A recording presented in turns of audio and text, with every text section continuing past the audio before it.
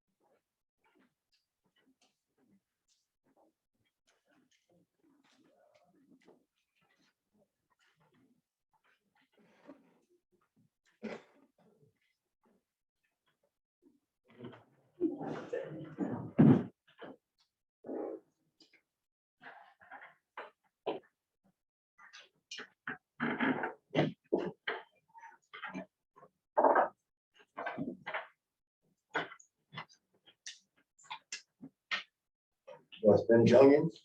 We're right in the first quarter. Just starting to crank. Getting any bugs on your trees? Aphids.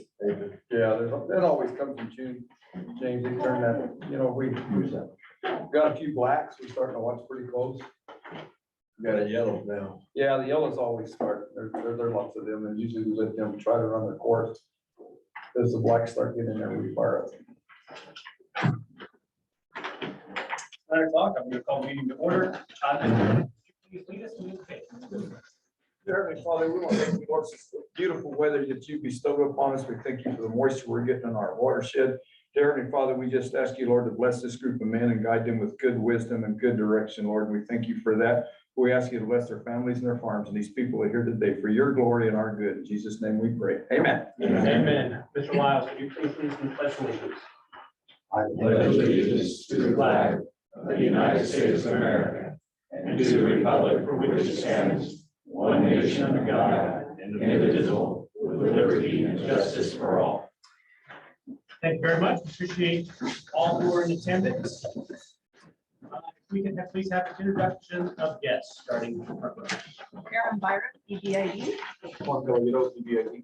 Scott Gamboa, EBID. Ryan Serrano, Office of State Engineer, Interstate Stream Commission. Kate Mayer, Office of State Engineer. Good morning, Larry Bussey with the Bureau of Reclamation, the El Paso office. This year, James Rice, Samantha Stifler, USIBWC. Steve Hernandez from Battery. Max Ankles, New Mexico Department of Ag. Thank you very much. And do we have any guests online? It looks like one. Is that correct, Naomi? Yes. I have a Mr. Tom Phillips online. Thank you very much. We welcome you all to the regular board meeting of the Elton Butte Irrigation District Board of Directors. First item of business is the minutes from the regular board meeting on May 10th. Any corrections to the minutes?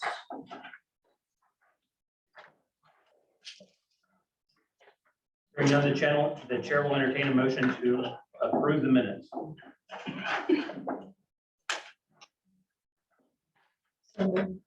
I have a motion to approve the minutes of May 10th. Is there a second?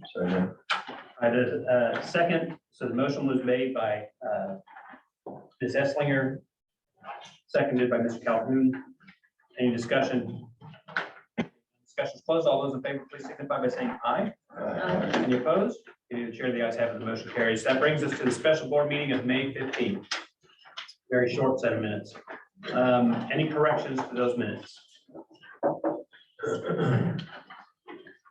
Hearing none, I'll accept the motion to approve them. I move to accept the May 15th special board workshop minutes. I have a motion by Mr. Lack to approve the May 15th special board meeting minutes. Second by Mr. James Solpeck. Any discussion? Hearing no discussion is closed. All those in favor, please signify by saying aye. Aye. Any opposed? Any of the chair, the ayes have it, and the motion carries. Brings us to the calendar of events. Mr. Esslinger. Yes, Mr. Chair,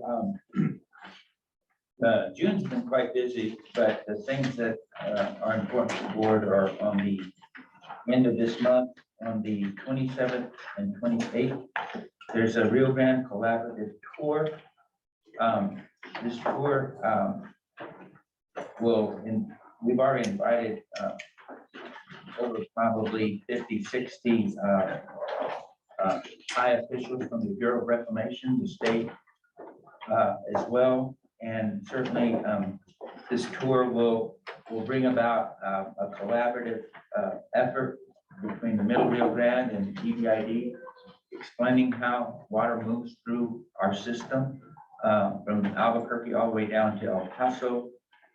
We've been working on this tour for quite some time, and it's been a very productive process in which we will showcase some of the things that we're doing within EBID that could bring about some future financing for projects that we want to do down here. So we're excited for this tour.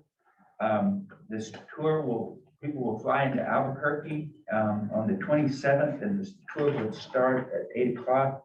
We're sending from EBID to ride along in a van with these, maybe 2 vans if we have that many people coming. And we'll be sending our board president, Greg, our staff member, Eric, and also our attorney, Samantha, on that tour. Just to ride along and explain and understand what it is that the Middle Rio Grande is doing and how they're performing. They're moving the water through the Middle Rio Grande, through the low flow channel, and ensuring that it gets to Elephant View. We will end the tour that day in Tier C and start the next morning at the Elephant View Dam. And we will hopefully have some high officials from the Bureau maybe talking at that morning, and even maybe Representative Melanie Stansberry has indicated she would like to speak. So that tour starts there at 8, and then it ends at 5:30, we hope, moving quickly through EBID all the way down to the new El Paso Index at O'Shane Bridge.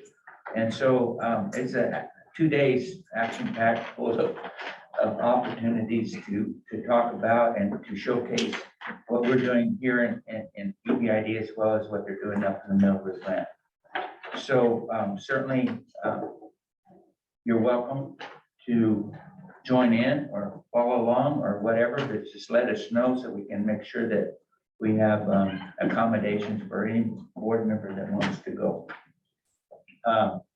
And with that, June is finished and July is pretty clear at this point. The board meeting is set for July 12th, and there will be a Storm Water Coalition meeting to be determined where they're going to meet on the 20th. And that's it for the calendar. Thank you, Mr. Esslinger. Any questions from the board on the calendar of events?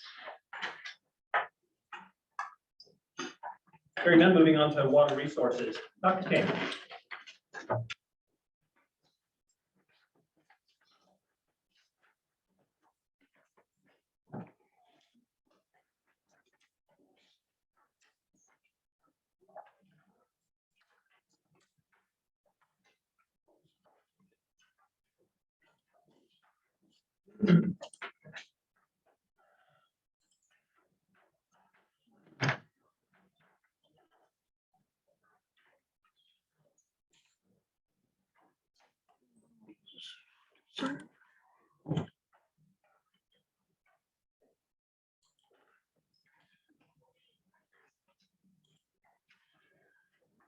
Okay, we should all abandon Windows and go to Linux.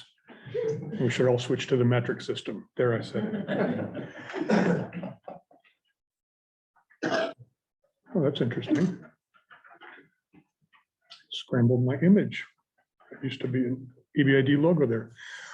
Okay, this, by the way, is from a tour that Gary, Eric, and Greg and I took up at in the Middle Rio Grande. This is the infamous River Mile 60, where they have all sorts of headaches going on with trying to get water past all the sediment plugs and marshes and everything into the reservoir. Very interesting trip, and I guess we'll be talking a little more about that after the tour, after the main tour. This is where we sat as of June 11th, and I'm using June 11th numbers because we're in the process of trying to get an allocation done. We'll probably do it. It may be, we may wind up doing it by email today. It's just been hard to get everybody together and all the data together at the same time. But anyhow, we've got 546,000 in Elephant Butte and about 51,000 in Caballo. Total of just under 600,000 of total project storage. We have already released 146,000 acre feet. So the total seasonal supply right now is up to 721,000. And that means that, as you'll see, Mexico goes to 60,000 acre feet, which is the way Mexico gets their water is if, the first question you ask is, are we in an extraordinary drought? Extraordinary drought has never been defined, but we use a definition, something like, if we get over 600,000 acre feet, we're probably not in an extraordinary drought, in which case Mexico goes to 60,000 acre feet. Or their allocation is 60,000 acre feet. If we do not, if we are in fact in an extraordinary drought, then we use the D1 curve, and I think I've talked to most of you about that. But at this point, Mexico is off D1 and 60,000 full stop. We're picking up water at about 6,400 acre feet per day. And we have gained 136,000 of usable supply for the season. That would be this seasonal supply number. It's gone up about 136,000 since last month, which is a good chunk of water. I suspect that the snow, as you'll see, is pretty well done. And so I expect this to start slowing down. There is water that still has to come down from upstream, but you know, the big runoff is largely over.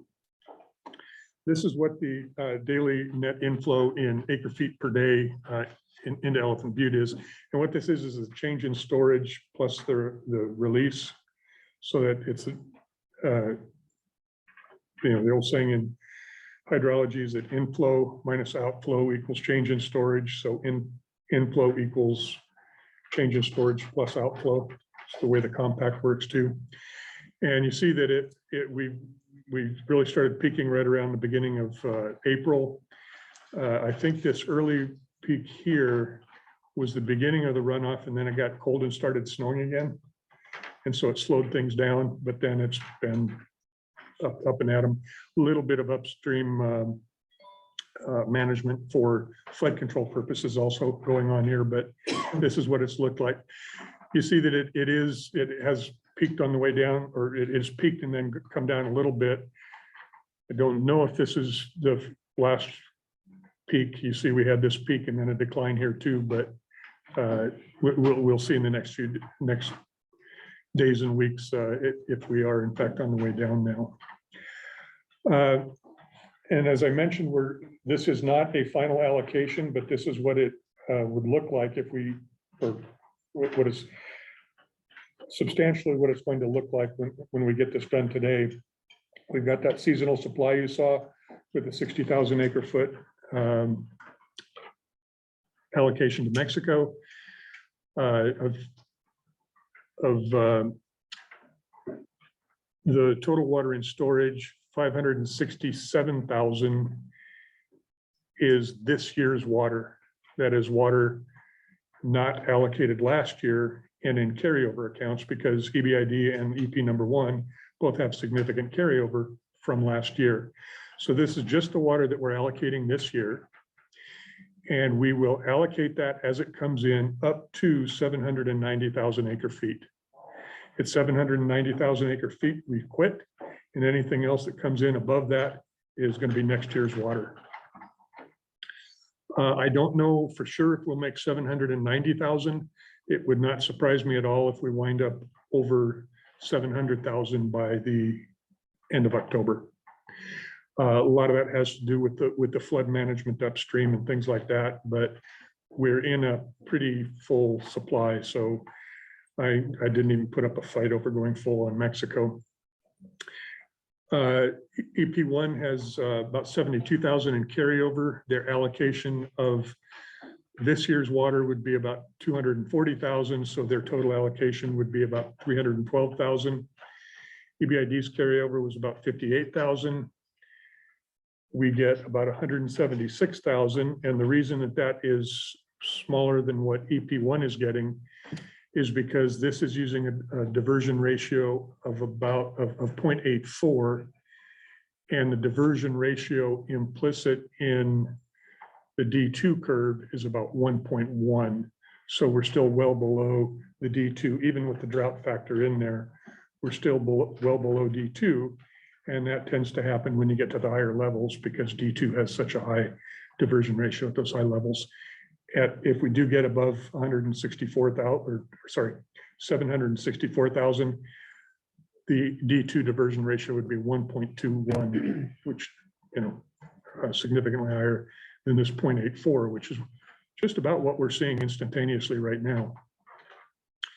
That would leave us then with a allocation of about 235,000 acre feet.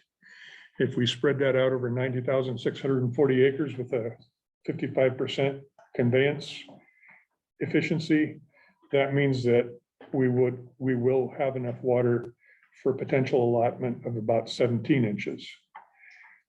I understand though, and we'll get to that at the end here, that there's a lot of other considerations that go into that, some of which I can't see.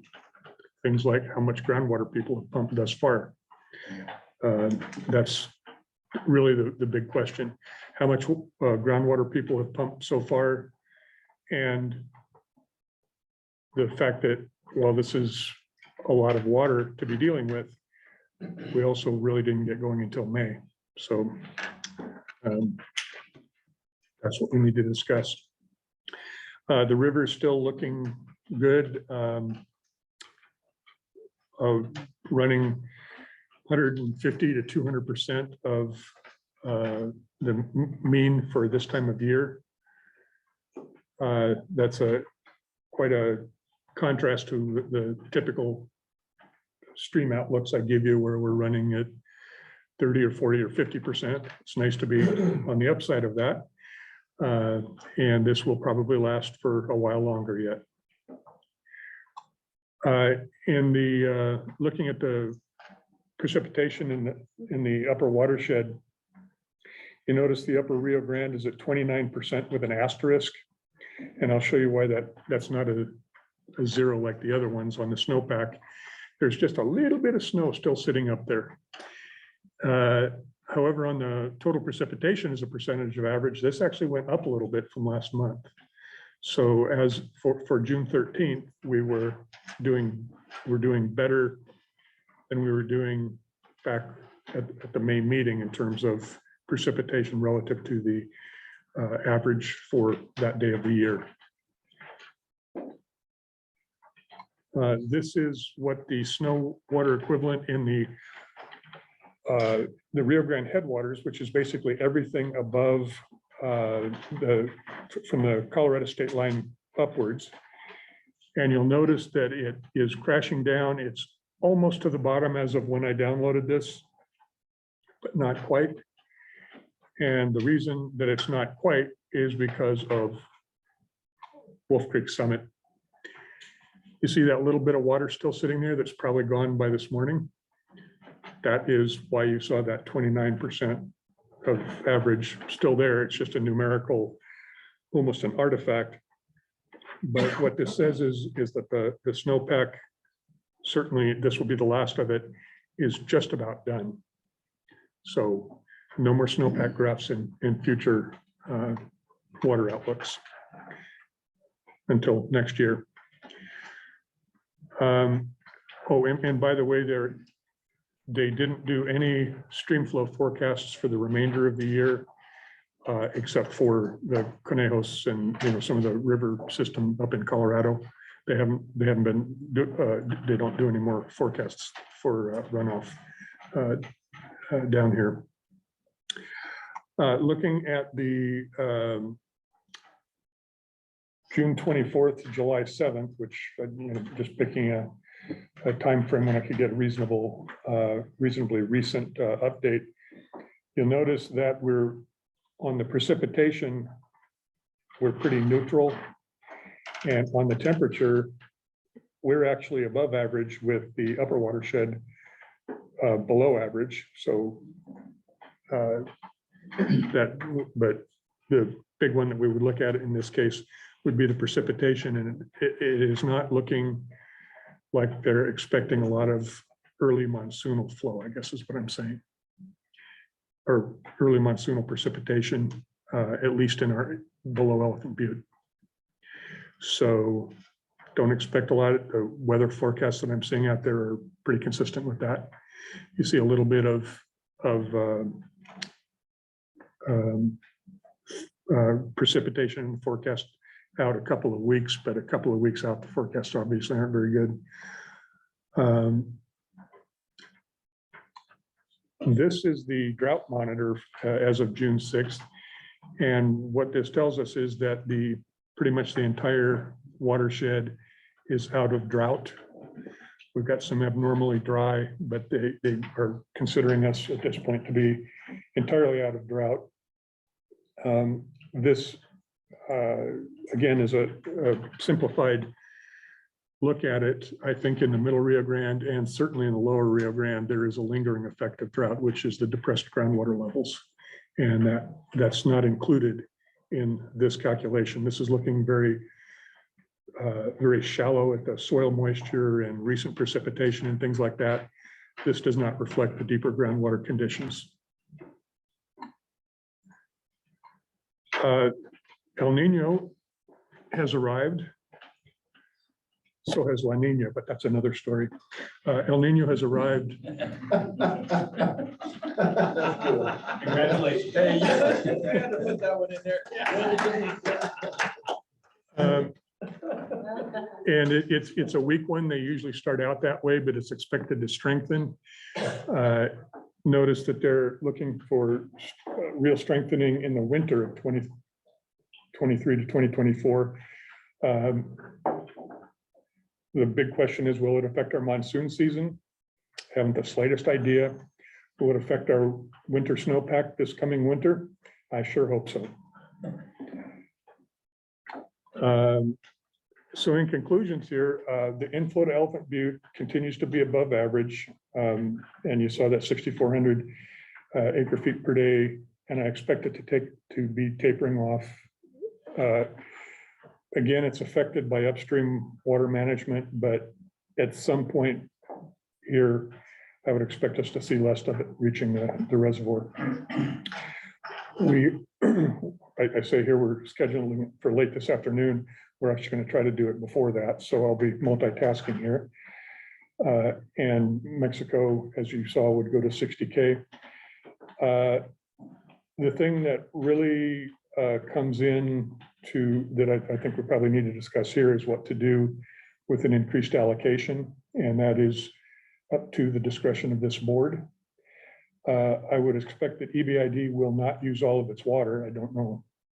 I just don't think we have enough time to do it with the way what we've got in today's upcoming allocation, plus what's going to be coming in. I don't know how we'll get through it by the time we wind up shutting down. And in fact, you saw El Paso's got about 311,000 acre feet right now. I think they'll probably use something like 250, something on that order of magnitude. So they've already got some carryover built in, and then they're going to get a bunch more allocated to them. So it is distinctly possible that they will exceed their cap, which is at 233,000 acre feet. If they have carryover in excess of that, it spills 100% into our account. And so I would suggest that a spill is a distinct possibility. It's not for certain. And if there is a spill, it'll probably be fairly small. I will try to get a better handle on that for you next month. What I will do is run a scenario where the current year's water goes to 790 and see what that would be. That would be sort of a maximum. in a minimum would be 0. Dr. King, Mhm. can you see if Selena's waiting to do that entrance? How do I do that? Hit exit. And then go back to the Zoom thing at the bottom. She's not waiting. She's not waiting. Okay, look, there she Yeah. is. And speaking of which, do we have the screen share on? I don't think we do. Do we have what? So screen sharing. Well, now that I'm almost done. There should be sharing screen 1, so when he taps out to share the screen. That's screen 1, right? Yeah. Thank you. Okay. And then in summary, also, El Nino is in place and likely to strengthen. Any questions on that? Questions for Dr. King on his presentation? Mr. Salter? Well, you said 17 inches. I don't know, we had both talked about it. Let's say we do give 17. How many farmers are ready to pump 3 acre feet? Because if we give them 17 at 4.5, you know, they can only pump 3 acre feet. If they pump over 3, and they don't use the river line, they want to pump it, you know, they can't pump it.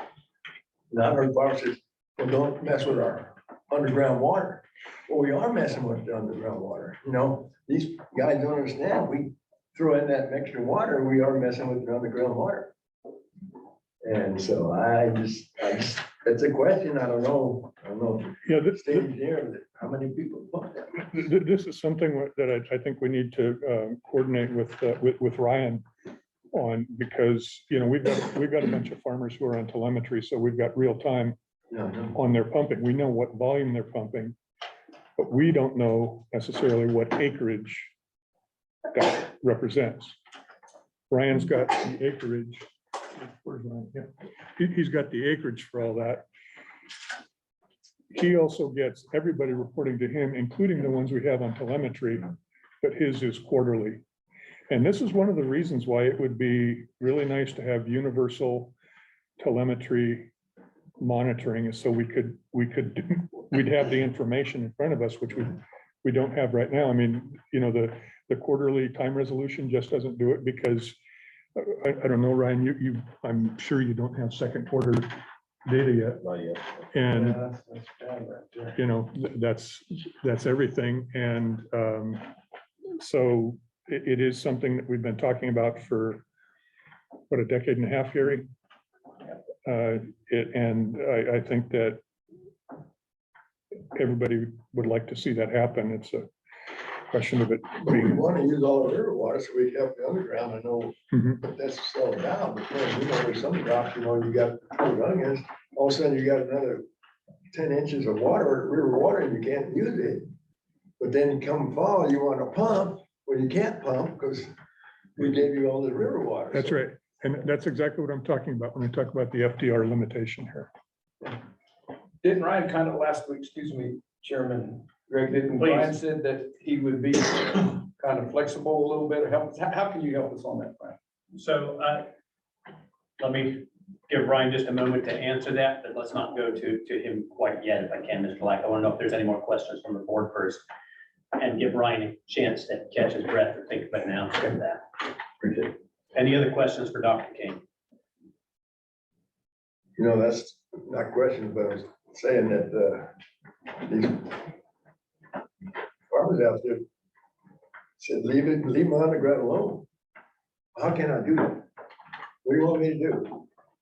Stop, leave the water in the lake, but we need it on the ground. You know, and it just, you know, when they chew you out, saying, don't mess my underground, it kind of makes it upsetting, you know. Here we are. That's not okay. I'm done. Thank you, Ms. Salpeck. Any other questions from the board?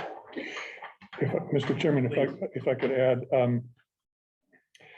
I am thinking that by the time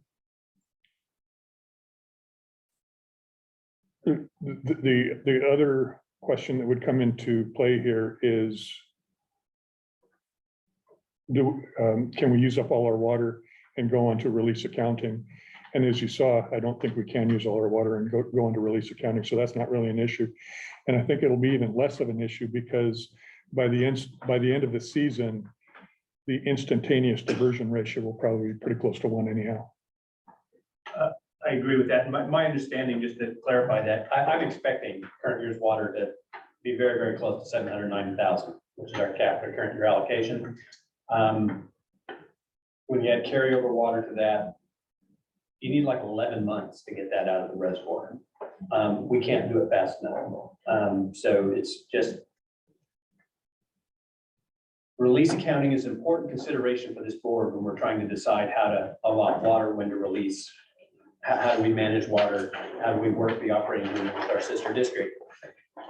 Just a non-issue this year. The water will not get out of the reservoir. Our start date was too late because of existing storage, and then we've got a very, very large runoff.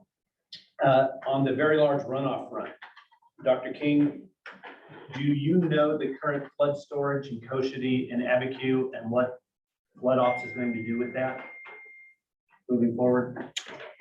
Yes, my recollection is that there's about, well, since it all started coming down, the channel capacity below Kochidi, below Abiquiu is 1,800 CFS. And so they've been running below 1,800 CFS, and they've amassed something on the order of 100,000 acre feet of flood water, which they will release later in the year, or some of it may wind up carrying over into next year, I'm not sure.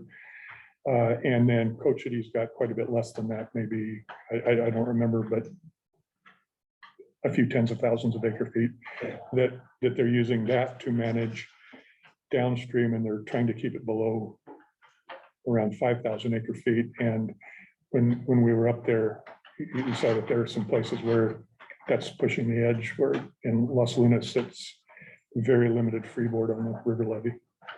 Yeah, I agree.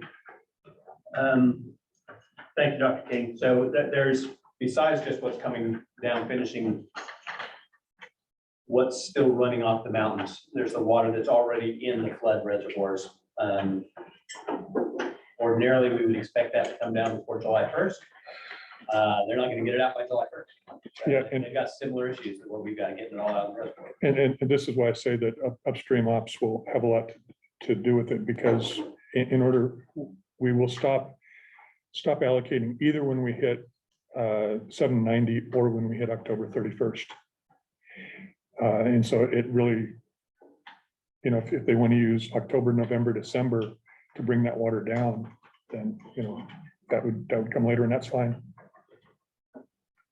Thank you, Dr. King. Any other follow-up questions from the board?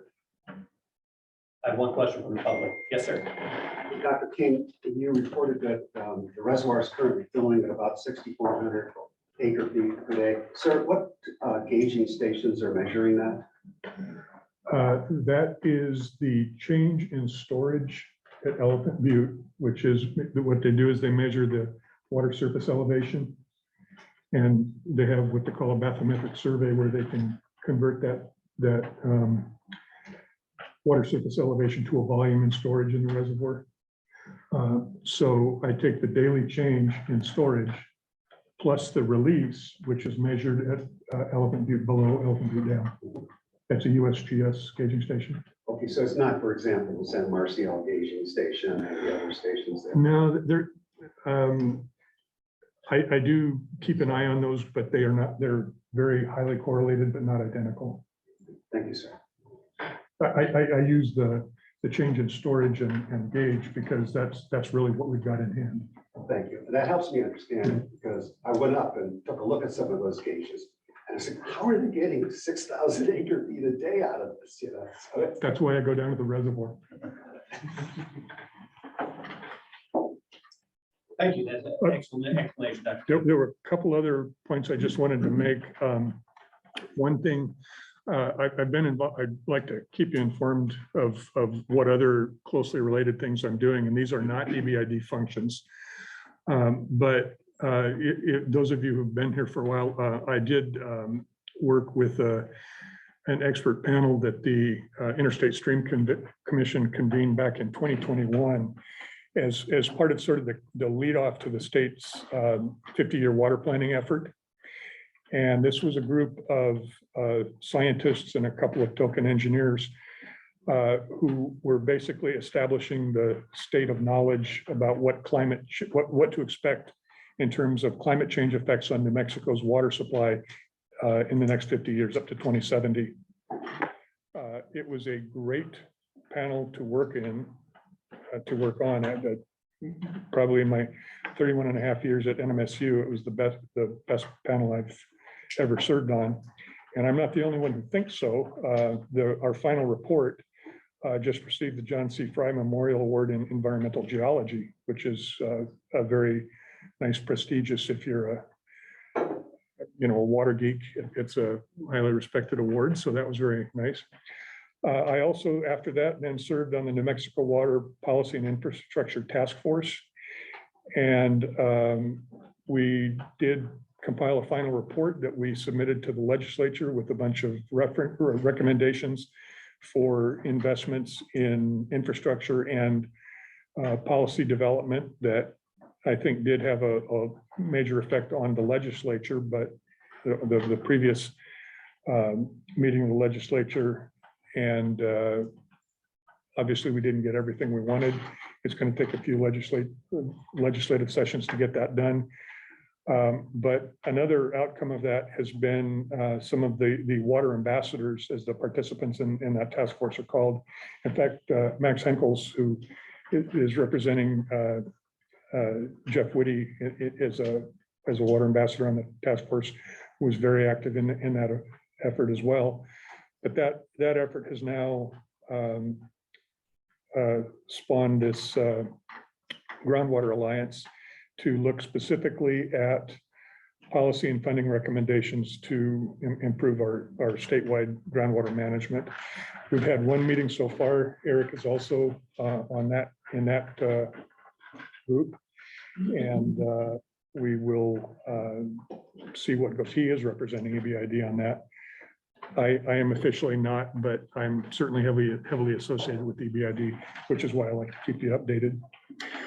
If you would like to see documents on this, or if you're interested in any of the places where I go to get data for these presentations, so that you can sit there late at night and look at them, go to kingenger.com, and it's a site that I set up for a group of students from Iraq last summer, and it's kind of useful just to have all those links in one, or most of the links in one place.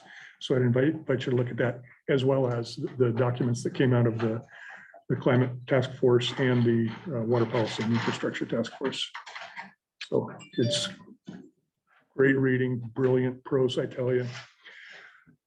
And if you thought you were going to get away without a gratuitous grandbaby picture, there is Kira. Congratulations, Dr. King. Thank you. Blessed day. La Nina. That's right. Any other questions for Dr. King? I'll make just a final note that there's nothing wrong with looking at data late at night. Normal people do that.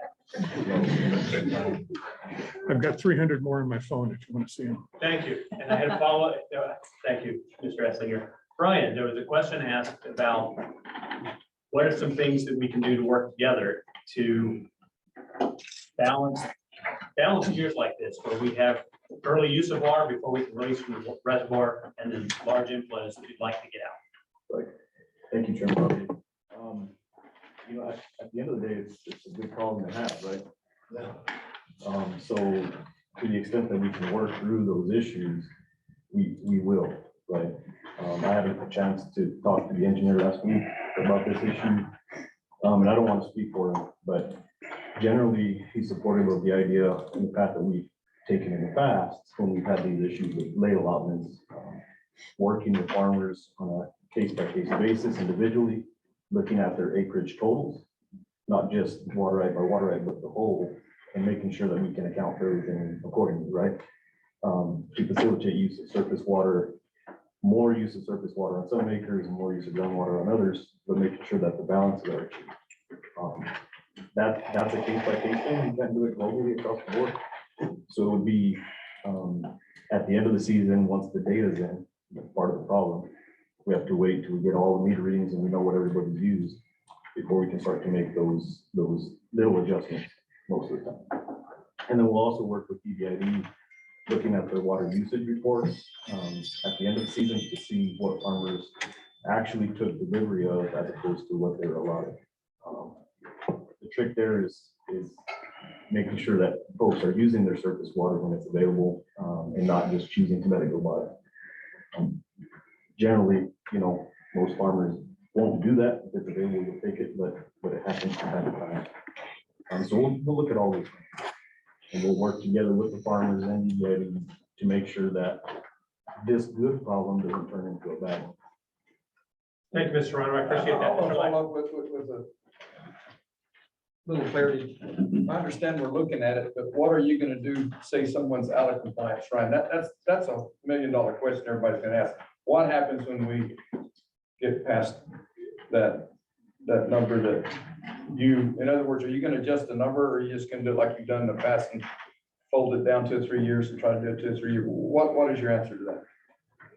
What we'll look at is, we have to take a good hard look at all the data, right? Understand. And if there's adjustments that can be made, we'll make those adjustments within limitations, right? And then if there are in fact overages, then we'll work with that farmer going into the next season to figure out how we can account for those, or how we can make adjustments to the operation to either get some of that water back or bring other water in to act as a repayment. I know y'all got a lot of ground that's not being farmed now. Are you gonna consider taking this excess and putting it on that? In other words, instead of just you keep saying individually, but are you gonna spread it out? I haven't looked at it. Is that a concept at all in your mind? No. Okay. Thank you, Mr. Lang. Thank you, Mr. Serrano. Chairman, Dr. King. one other point that I wanted to make, and this is certainly a conversation we need to pursue with Brian, but we've got this distribution of parcel sizes and things in the district where, well, and I don't remember the numbers, but if we've got 4,000 accounts or something, how many accounts do we have? How many accounts do we have?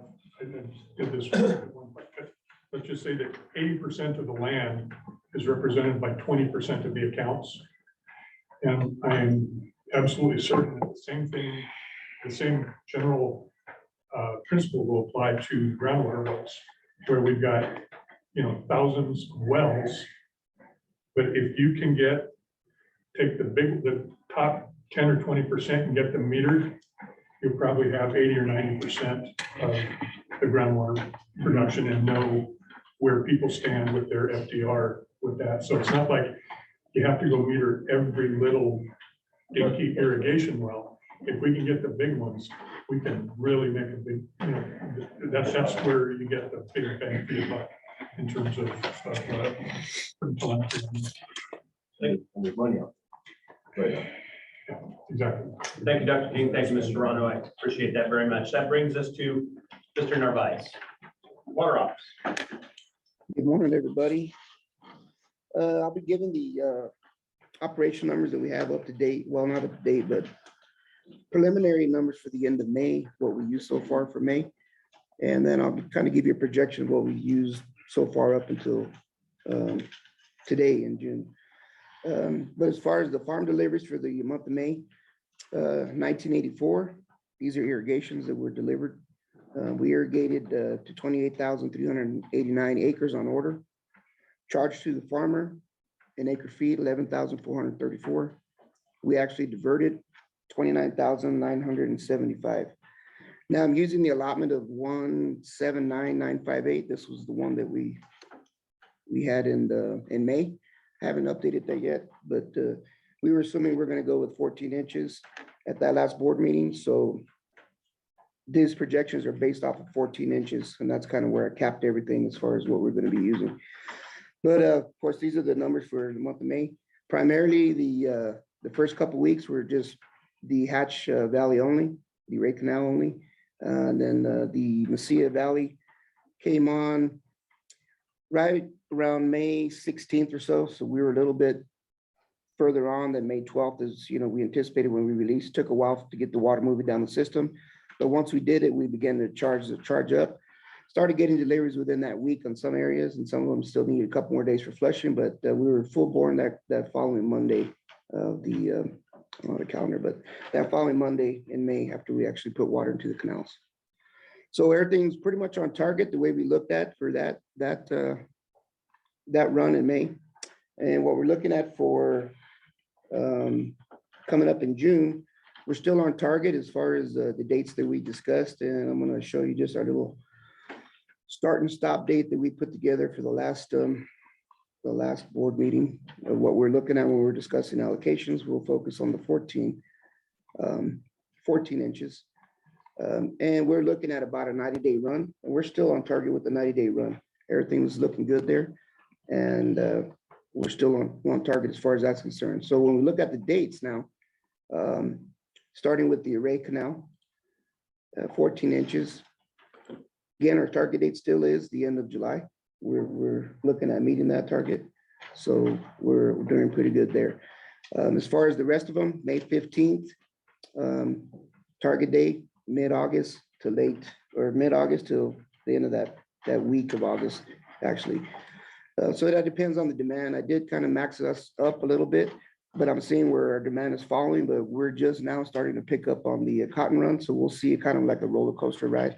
But I think we're going to be okay hitting that projection mid-August as far as finishing the 14-inch allotment that we got and we approved in May. So that's kind of what I'm working with.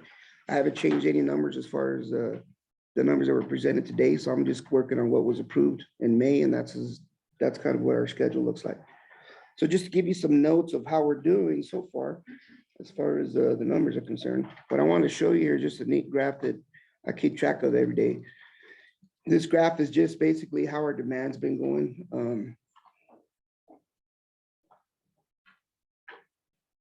Try to get it centered so we can all see it. All righty. You can see we did hit a peak here, and this is when we really started going. But if you look at the graph here, we have the Corsi Array is in dark blue, Leesburg, east side's in gray, west side's yellow, and of course the total. The total here is kind of what we've been doing. But if you see, these are total acres on order every day. So you can see how we've been kind of attacking them. We get a little bit of a peak, we knock it down, and right now we've had our highest demand. The next couple of days, you're going to see these numbers kind of drop down. What this demand was right after flat rate weekend. It's amazing that when we started this year, we had Memorial Day weekend hit us with the kind of drop in demand. Nobody wanted on the weekend. And then we had graduations hit us. There's a graduation weekend, and you had a Mother's Day, all mixed in between all that, which, believe it or not, affects our Sunday delivery and how we work with everything. When people don't want to pick up water on the weekend, it causes a little bit of a fluctuation. But we're able to adapt to that, so we have done that.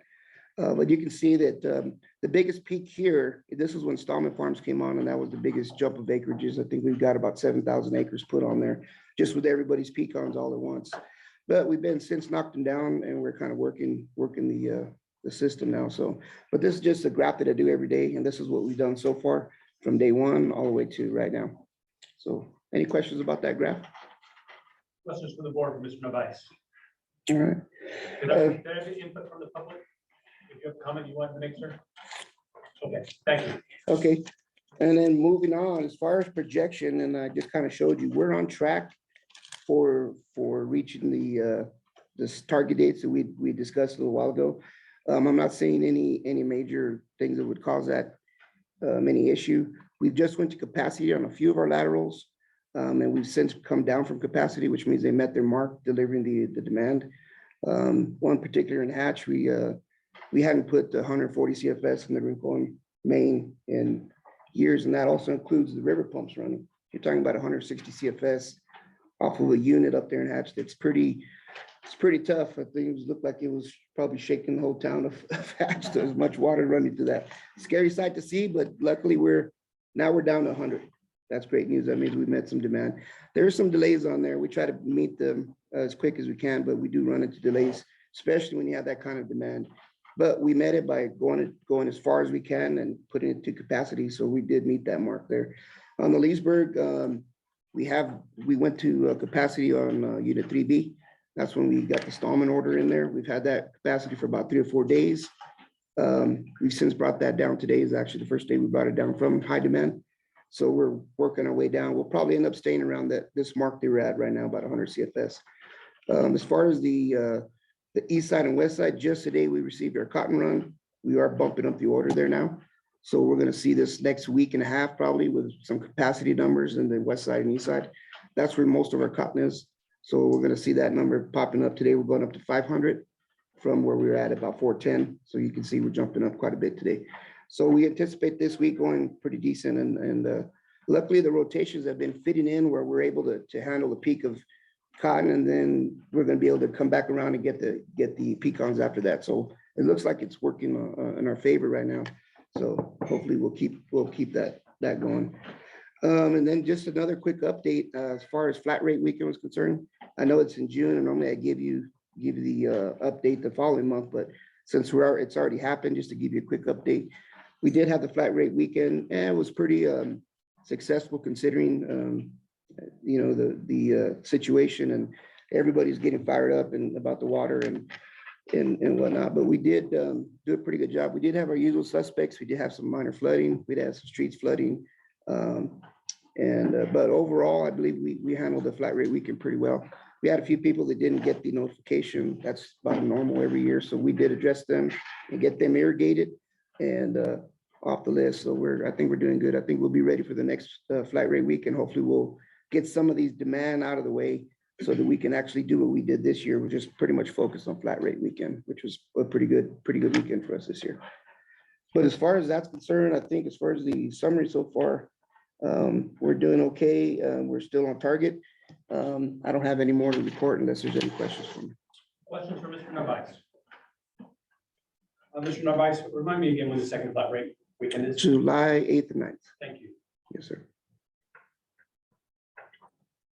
Hearing no questions, thank you very much, Mr. Narvaez. All right. So we have a recognition from Mr. Cortez. Yeah. So Cheers, we right will here. table that until appropriate time, just let me know. That brings us to general administrative. Byron.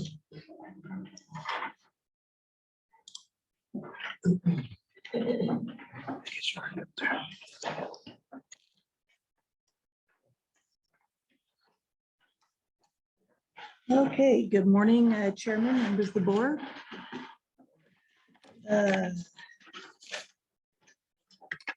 My new glasses haven't arrived yet, so I'm sorry if I'm having trouble seeing. Since this one's here, I guess I'll start out of order. This is the report for the LID. The LID money is coming in ahead of budget because people are paying off some of their farm and their flat rate accounts, and they're paying off their LIDs at the same time. So that's been a big help. Let's see.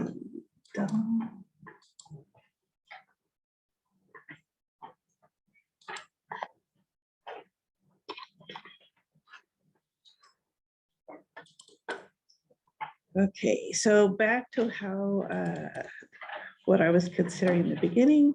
I'm going to start off with the cash flow as of yesterday, at least I hope. Oh, there it is. We had cash in the bank of 335,000 plus minus. We have investments about 6.5 million, which gives us a total of about 6.8. That includes both the operating and the LID. For just the operating, we had cash yesterday of about 200,000 and investments of about 6 million. We do plan to make a transfer this week for to cover any payroll. This compares to last year. You can see we have more money in the books than we did last year, and that is a good thing. Because interest rates are so much higher, we are trying to keep more money in our investment account rather than in our bank account. And you can kind of see that reflected in our transfers in and our transfers out compared to last year.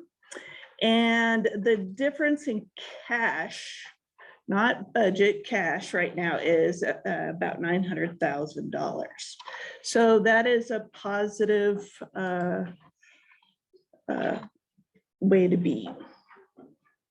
Here is the operations and management profit and loss. This is for the current month and the year-to-date budget. This is showing that year-to-date, which the year-to-date budget is kind of dependent to a small extent on how we allocate the overall budget over time. So sometimes things happen faster than we think, or they happen slower. Let's see, this is not the one I wanted to have up. So here we go. This is the actual file that was in your on your agenda or your packet. So we are about where we would think we would be for payroll expenses, but you'll notice that our miscellaneous income is significantly higher than we budgeted for year to date. And it turns out it's also higher than we budgeted for the entire year. And this is going to help us a lot with our budget, because it can handle, if we make the budget adjustments to recognize this, it can handle some of our budget problems that you may remember I talked about a couple of months ago, where if we kept going the way we were going to be significantly over budget.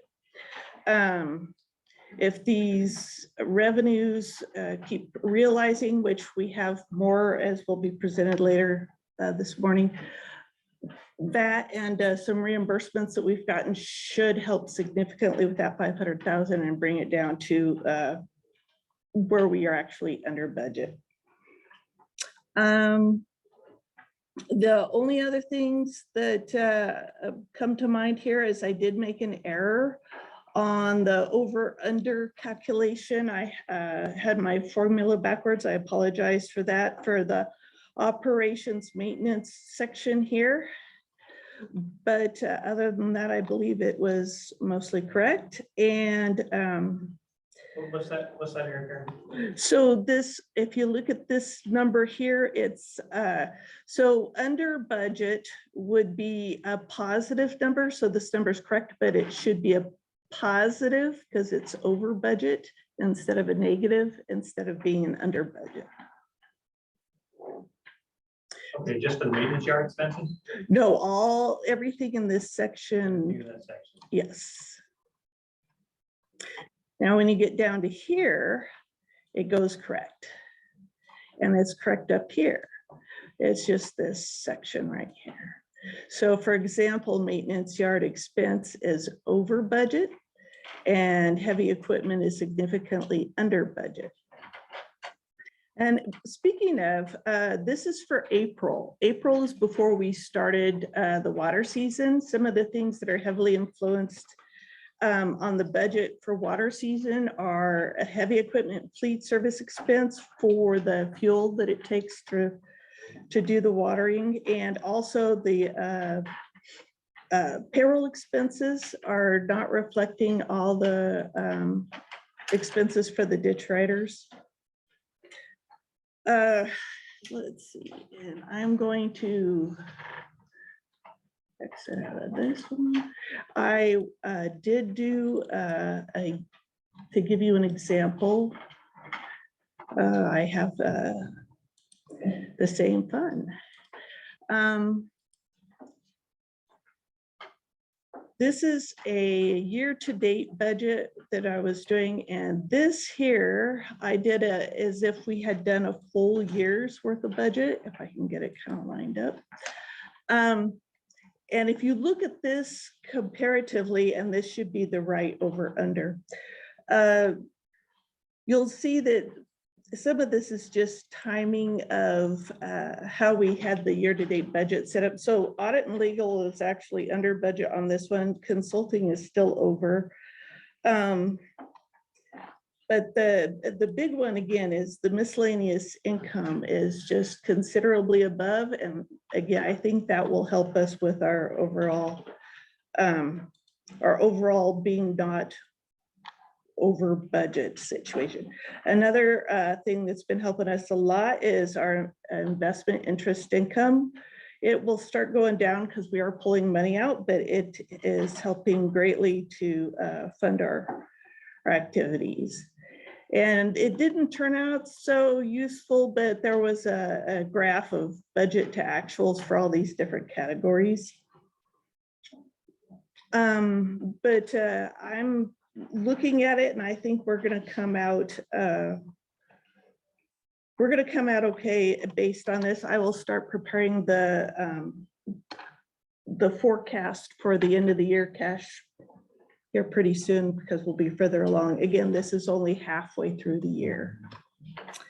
Do we have any questions? Questions from the board? So if you were just to sum up the 500,000 that we looked at last meeting, people were concerned about that. What are the major things that impacted that we are now okay? The major thing that impacted that is we had increased revenues. And my 500,000 was like a worst case scenario. But that was assuming that everything was going to be going along as it had been up to that point. And what happened, we got, remember all those last meeting, we had all those 100 license renewals, and we have another 40 this month. The money from there is going to help us a lot and keeping us good on that, you know, making up for the difference. Thank you. Other questions from the board? Mr. Lyles. Can you give us kind of a breakdown? Where did the other miscellaneous income come from? There are two components to those license fees. There's the application fee that the company does, such as Quest, Comcast, El Paso Electric, anybody that wants to use our right of way to or have a right of way on our property. And then there's the actual license fee that there's a formula that's they use to calculate it. And with that many licenses, it added up to a large amount of money. And then we did get a reimbursement from Kinder Morgan for some past expenses. And because they were past expenses, they contribute to our income this year. How much was Kinder Morgan? They were 163,000 approximately.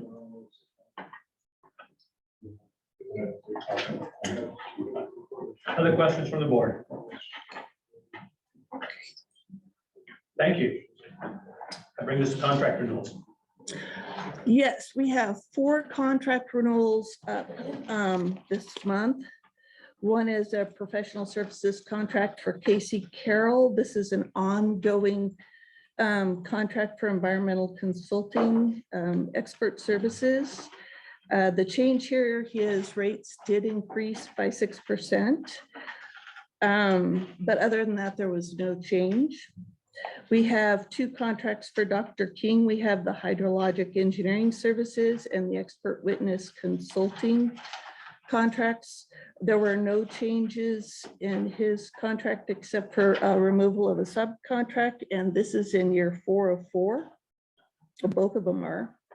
And finally, we have a contract for legal services for personnel, and that is in year 3 of 4, and there were no changes. We have 4 contracts before us. Are there any questions from the board on any of these 4 contracts? Are there any of the contracts that the board would like to single out for a separate vote? Hearing none, I will entertain a motion to accept the 4 contract renewals as presented.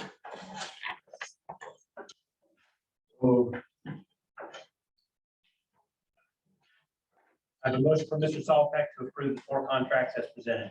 Second. A second from Ms. Esslinger. Any discussion? Hearing none, discussion is closed. All those in favor, please signify by saying aye. Aye. Any opposed? To the president, the ayes have it, the motion carries. Thank you very much, Mr. Carter. That brings us to our manager's update. Mr. Estes. Thank you, Mr. Chair, board members. First month of May has been quite busy. I could consider myself the official tour guide of the district. May 2nd to the 5th, the new board members toured the entire district, and that was quite eventful. On May 15th and 16th, the Middle Rio Grande manager and his staff came down and toured EBID, and were amazed at the things that we do down here that are quite different from what they do up there, especially in our metering and monitoring of our system. On May 18th, one of our board members, Sal Nunez, and I toured Hatch, and we developed a video for your viewing later on, and that was quite a fun day, just talking to farmers and then presenting it through a video. On May 23rd, we did a watershed tour. I was invited to a watershed tour with Senator Lujan, and that was another interesting tour and quite informative.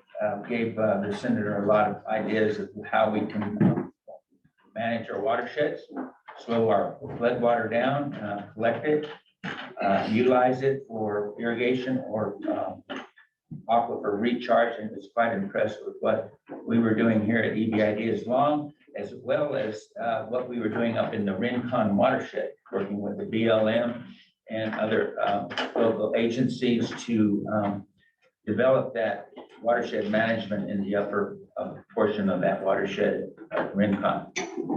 And then on May 31st, my staff and our board president went to meet and tour the Middle Rio Grande. And that was quite an impressive tour as well. And we spent a full day and got back pretty late that night. But all in all, the tour, along with Bill King and Eric and Greg, we were able to understand a little more the complexity of how water moves through the Middle Rio Grande, the complexity and the issues related to the low flow channel and the bottlenecks there, and what the Bureau was doing to try to improve on an outfall back into the river so that we can get the water to Elton Butte quicker. But it's a lot of work and a lot of effort that continue needs to be pushed for the conveyance channel to bring the water all the way down to Elton Butte. So it was interesting. The other perception that we've always had down here is diversion of water from their sanitation and their other diversions going into the lavels and canals. Right now, what we witnessed was all of the water was being pumped from the drains into the canals. They have a network of drains that parallel the river, and they accumulate a lot of water from seepage.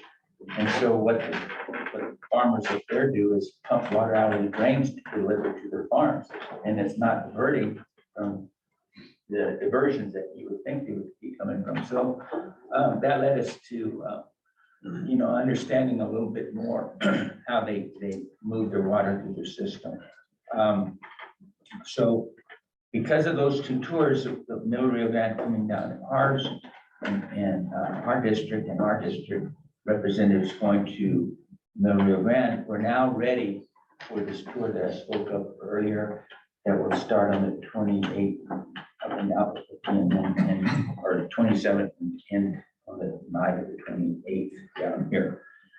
So with that, that's a little bit about the tours that I put through in May. Ditch breaks, we had 3 in May. There's photos of some of those breaks, and certainly for new board members, welcome to the world of ditch breaks. They happen. We try to keep them as reduced and low as we can. And right now, I think we're doing quite well for the average that we normally have ditch breaks. We had 3 in June. One in particular that after my 45 years here, I've never seen before is a ditch break happening on at the same time on both banks. That was on the West Side Canal on June 4th. And there's a photo of it. And clearly that was a difficult task for us to undertake, but one of my operators on the backhoe was able to hold the water in the canal long enough for us to get our dump trucks and excavators there. It was amazing what he was able to do to save us from a huge flood in off the West Side Canal. So we were able to fix those 2 breaks in one Sunday afternoon. It took about 8 hours to do it, but we did it. And I give my hats off to all my departments, because since we started on May 1st in Hatch and then in this valley, everything's run fairly smooth. And we have ditch riders running backhoes, and I have maintenance people running water.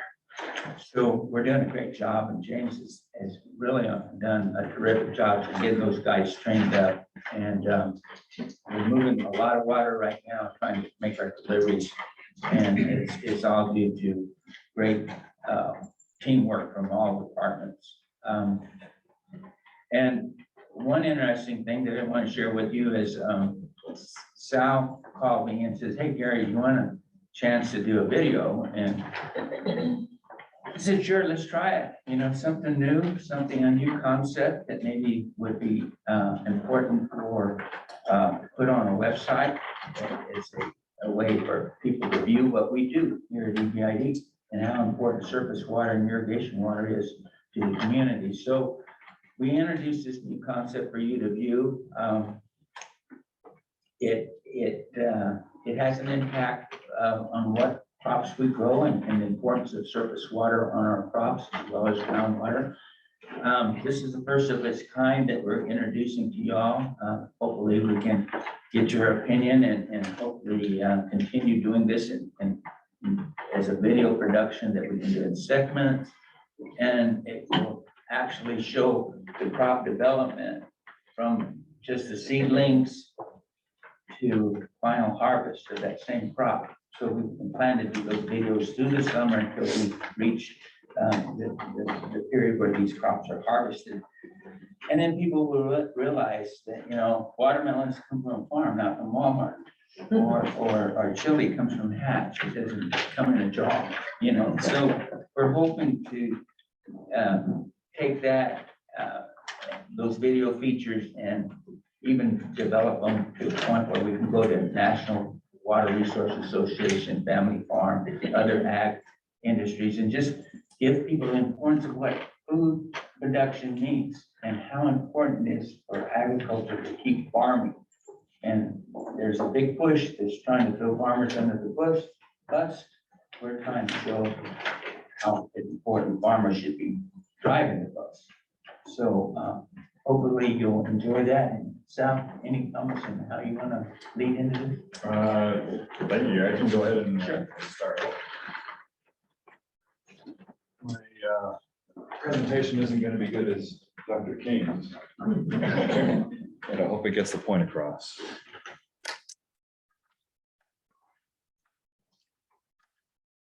While we're bringing it up, I'll just mention, we get a lot of pushback to the amount of water used in farming, and that a small percentage of the global population is receiving that water.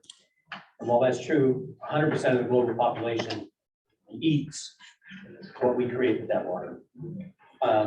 helping people to understand that will help them to understand what the choices that they're pushing for are going to cause for food supply. Mr. Chairman, if I could add to that, thank you. Last week in attendance of this, it's sort of a grassroots organic kind of an affair that Dr. King made mention of, this Groundwater Alliance, a comment that I shared in response to this notion of trying to identify water use categories. And irrigated ag, of course, always jumps right out, you know, as the big one.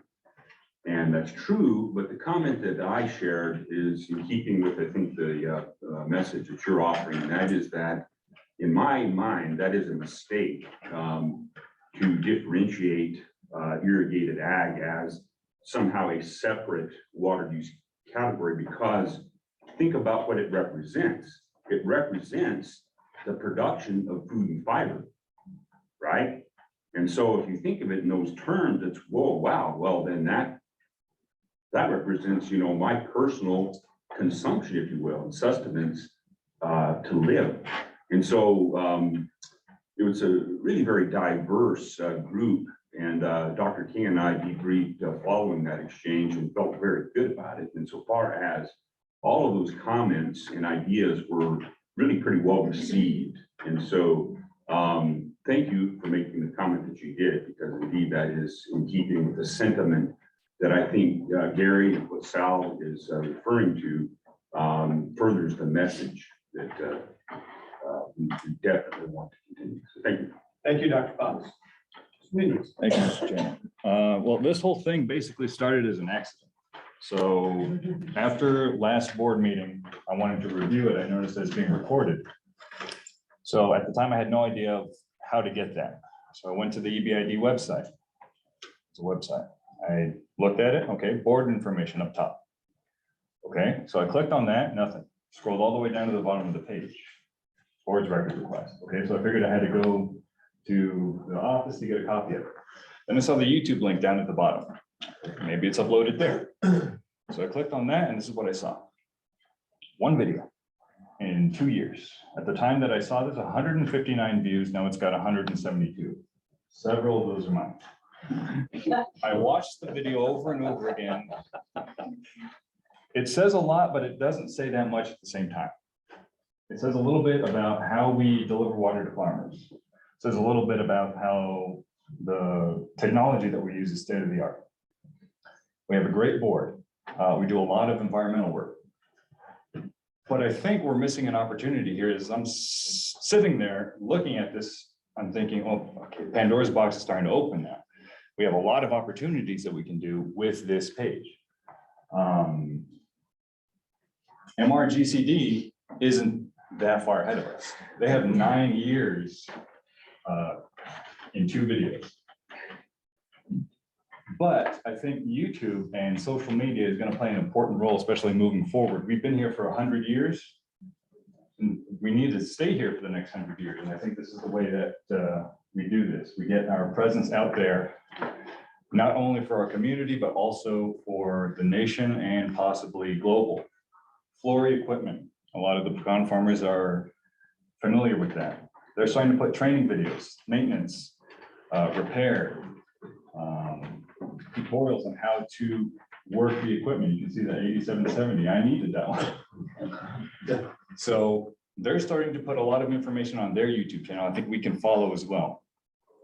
A lot of the things that we can do, the history of EBID, these historical photographs, these are fascinating to me. I think we can do that. We can have a historical playlist. For those of you that are not familiar, you can see up top next to videos, it has playlists.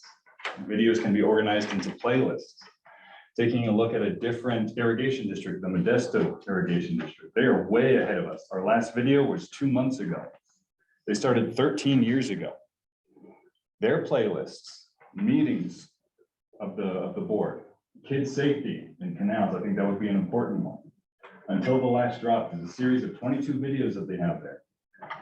Worth the fight, fighting for their water rights, energy savings, electrical safety, canal safety, all that we can do, we can incorporate.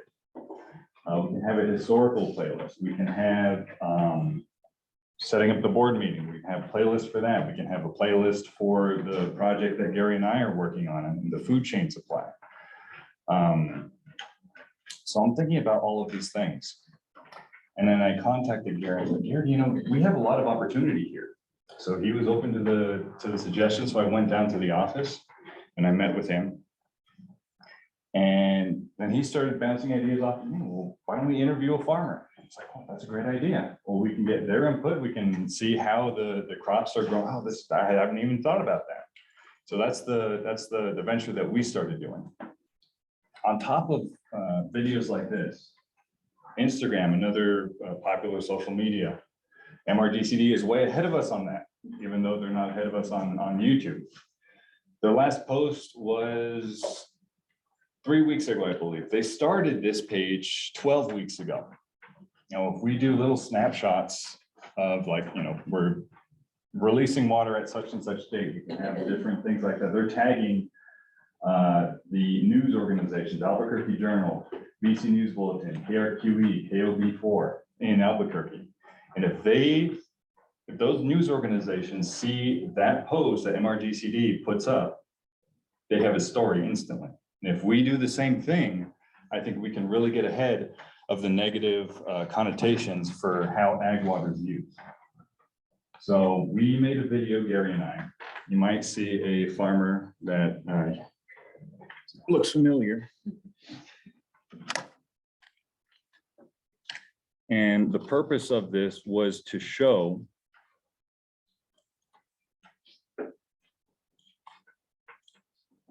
what we can do in different segments. So we can have a segment of interviewing a farmer. We can have a segment of showing off a project like we did the gauging station just off of Caballo. Different segments that we can do. This is all grouped into 4 or 5 segments.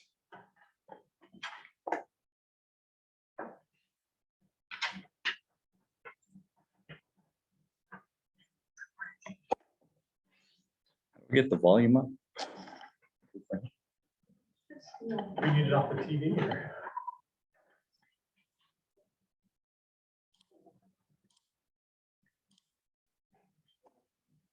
You might have to change that out for sound. That's through the computer speakers. See if the owl's there.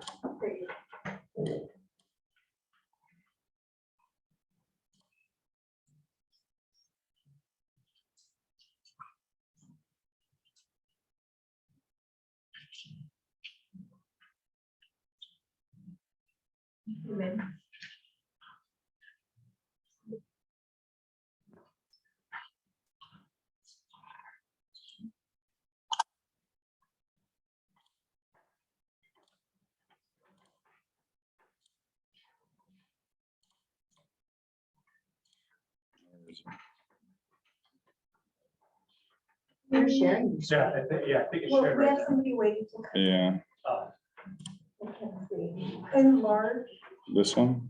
yeah. How do I do that? I know. Go ahead and continue. Well, I'll do it on my end. Go ahead.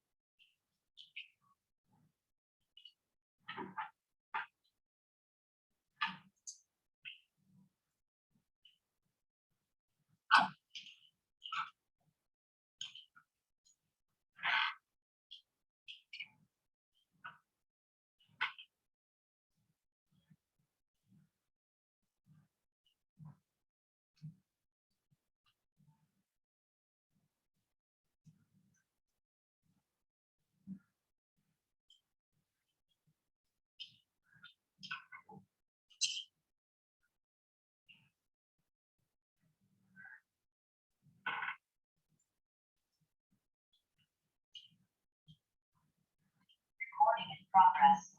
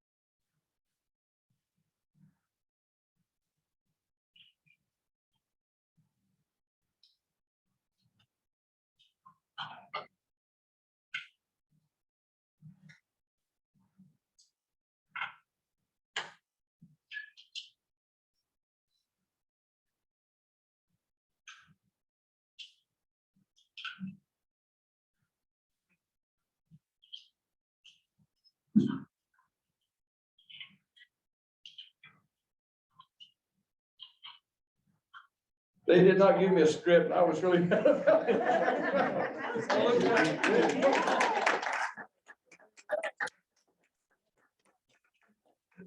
So you noticed a bunch of themes there, a bunch of different segments that we can do. We can interview the farmers, we can do showing different projects, showing crops on the field, and that's the concept that we wanted to bring to you guys.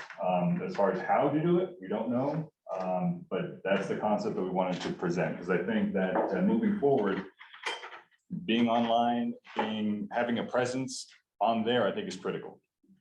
So if there's any questions, I'll take them. I'd like to open it up for feedback from the board. Sal, I really appreciate you doing this. I think it's great. One thought I had, back when I was on the Stormwater Coalition, there were some things that they were trying to do on safety and floodwaters and so forth, and I guess maybe they could be on the playlist or something. That's definitely one thing that Modesto had, is canal safety. Yeah. Thank you. Other comments from the board? I thought it was great. And I think communication is always a key, and communication to the public.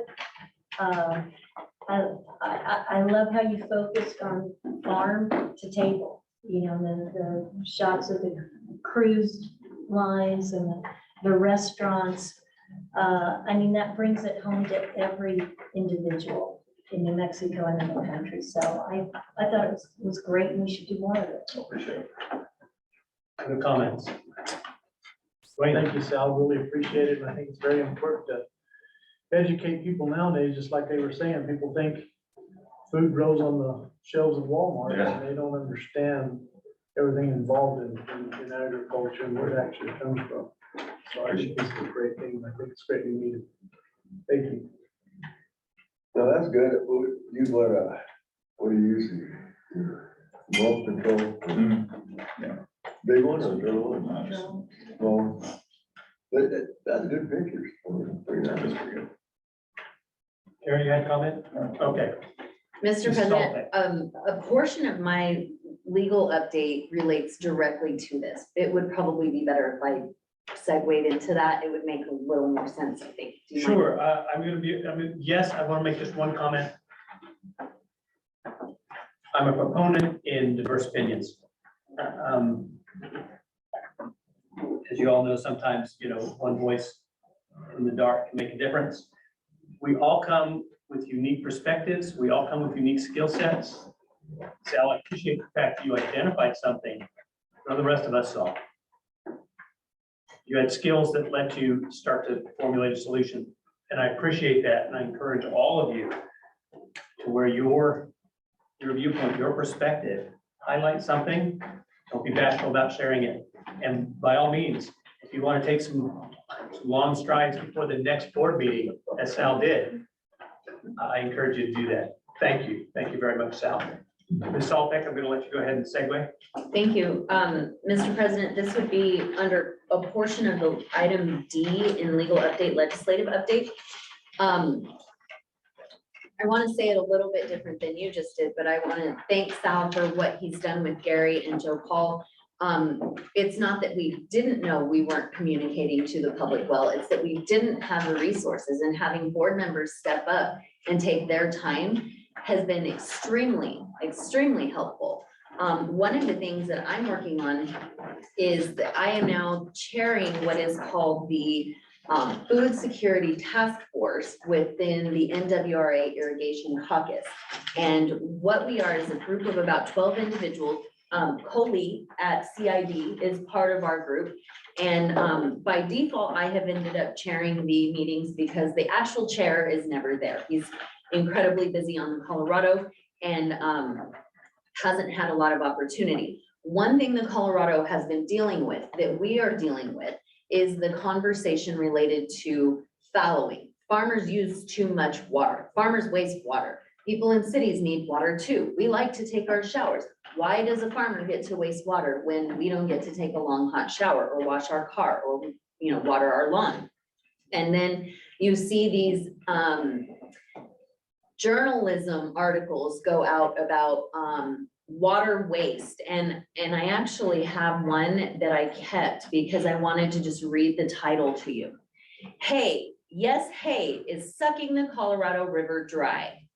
That's the title of an actual journalistic piece that's blaming farmers, blaming ag producers for it, what some might say is climate change and bad administration from the word go, that people just didn't know the actual scenario with the water. But farmers are getting blamed left and right. So toward the end of last year, we started seeing in all of our national groups that we participate in, that we weren't the only ones dealing with this. We've been dealing with it for a while within EBID. The following conversation is a direct target on our farmers' backs. And so we've done things like try to put infrastructure first, efficiency improvements first, but that doesn't solve the whole problem. We still have to balance the system. So educating the consumer on what we do for them has become even more important, because then, as Mr. President said, they have the choice, or as Dr. Fox said, they have the choice to say, actually, I prefer eating an irrigated agriculture grown watermelon to washing my car. I don't need to wash my car. I'd rather have watermelon and beer at my 4th of July party, right? How do we make beer, right? So we've started our own type of ad campaign, and I've sent emails to you, and Chris Pauley at Water Strategies is running these in his magazine. We're also going to be putting them on various different irrigation district websites, so adding to our digital portfolio.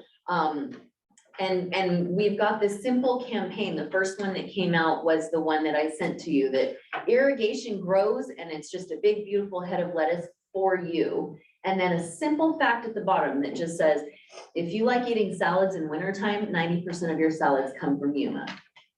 And so simple facts that we're doing video segments, we're doing ad campaigns. And this is happening in our national organizations.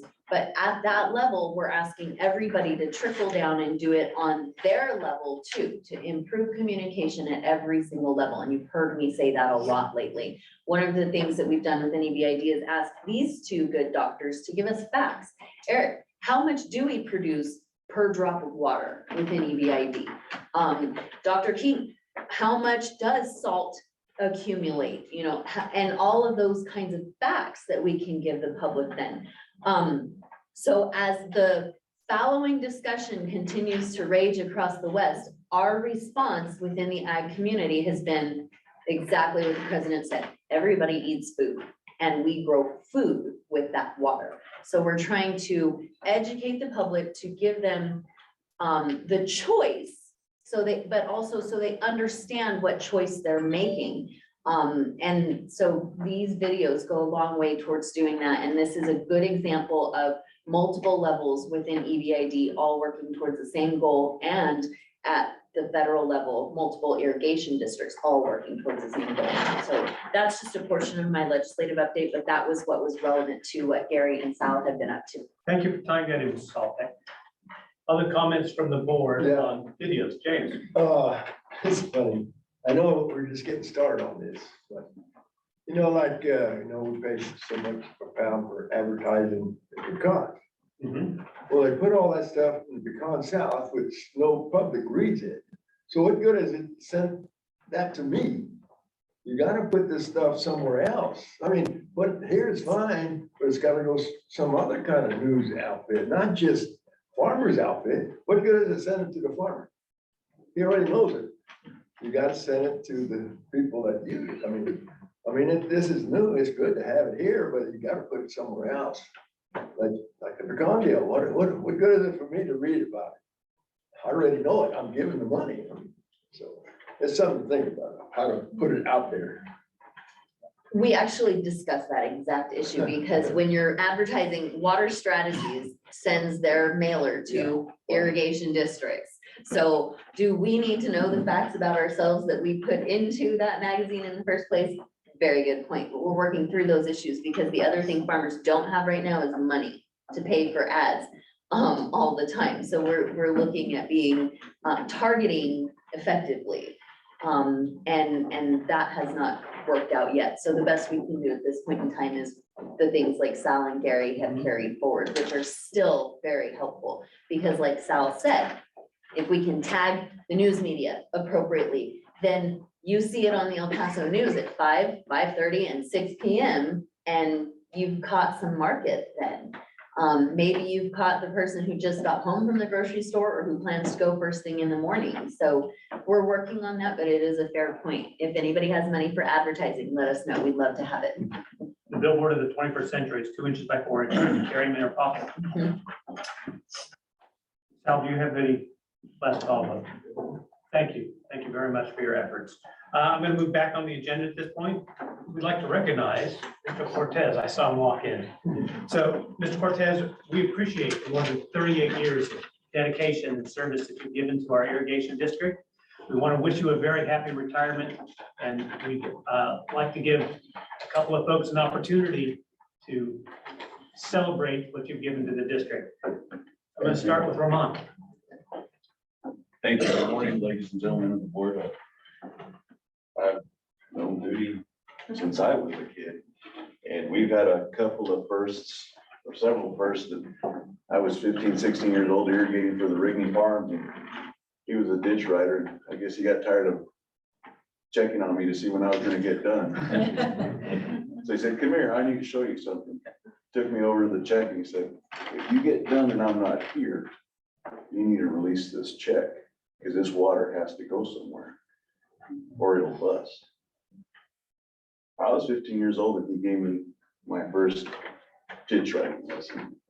Anyway, the other first that we had is once I got started working here in construction, little thing about Duty, a little known fact about Duty was he started his concrete career in Los Angeles building freeways and overpasses in his early 20s. Oh, even in your teenage years, huh? 7, 6, when I graduated. Late 70s. 76. So when he came over to EBID, he had already a lot of experience in concrete and masonry work. Well, I was fortunate enough to be on his crew. Back then I was just a shovel hand. So he said, "You shovel until I'm tired." Until I'm tired. I'm looking at you. So I was shoveling my little heart out, and one of the shovels that I went ahead and shot towards his direction somehow landed on his chest. And he said, "That's the first time in my 20 years of concrete that I've ever had a shovel full of concrete on my chest." So we've shared a couple of firsts. Aside from that, I really want to recognize all the hard work that he's done. A lot of the structures that you guys tour and see, or even in your units, in your precincts, have absolutely been built and poured and constructed by Cootie. And we also just lost, I shouldn't say lost, but his brother retired, Louis Cortez, last year. And between these two, such a great asset for the company, saved a lot of money as opposed to where we didn't have to farm this out or contract it out to other construction firms. These guys really brought in a lot of skill and taught the rest of us how to start building all these checks. And I'm sure Gary can attest. He's been right there alongside us, seeing what kind of work these guys can produce. And we're just hoping that we can remember what they taught us. And every time I get a new rookie, I always tell them, these 20-year-old kids, if you can't keep up with this 60-something-year-old man, I don't need you on my crew. And I hold tight to it too. Anyway, thank you for your time. Thank you. And thank you, Cootie. Yeah. Mr. Esslinger. Well, it's been a pleasure working with Judy and his brother for all the years, 38 plus years. And so many times that we've met each other out on the ditch bank and run into problems, and Judy's always been there to help and to control the water while we can fix a break. And he also is just phenomenal at how he works with the farmers in his unit. He's well respected, and certainly he's called upon a lot of times before they even call me, or Roman, you know, just because of his knowledge and his expertise in running water. And like Roman said, when you see what he does in the wintertime with the crew of ditch riders that have turned into a construction team that we've used for years here, it's phenomenal what they can produce and the perfection that goes in to their construction. It's perfect. And I owe a lot of it to Judy for that. And certainly I'd like to have James is supervisor. Yeah, definitely. If you were to. Thank Well, you so much. Judy, can't say enough about it. I mean, Lamar pretty much capped the experience, and you recall through all these few months and board meetings about losing experienced people. This is one of the guys we're talking about here. He was gracious enough to get him out of a semi-retirement to help us train, which is unheard of. I guess if you go to retirement, why you want to come back? But he's actually training the rookies that Ramon is talking about, and some of the newer, less rookie guys, and just, we're trying to pick his brain as much as we can. We know it's a difficult thing. You can't be here for 30 years and it's hard to get that knowledge out, but we appreciate you doing everything you're doing and everything you're sticking around here. And then I would definitely agree, you know, he was on the new technology stuff, kind of a fighter, but I think he picked it up, and you know, he's one of the better guys out there as far as taking that torch and going with the technology, even though he's been around for, you know, quite a few years. So definitely appreciate you, everything. We're going to miss you, and we definitely also appreciate you giving us that bit of training before you go and have a great time on your retirement. So thank you again. Thank you. Thank you. Would you like to say anything? Just want to thank everybody for having me here.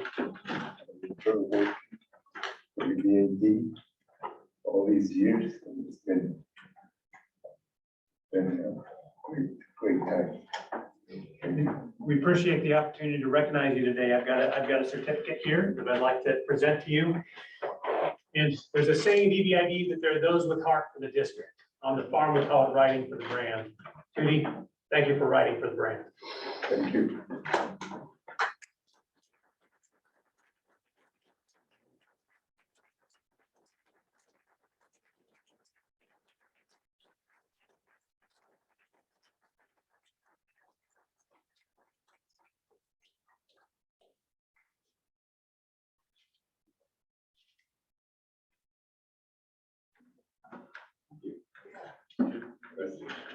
And if Ramon will let you, you're welcome to stay for lunch.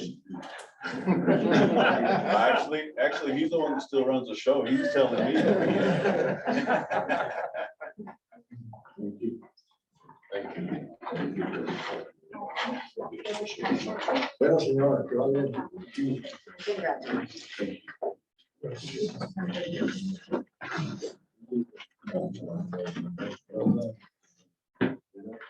That brings us back to our agenda.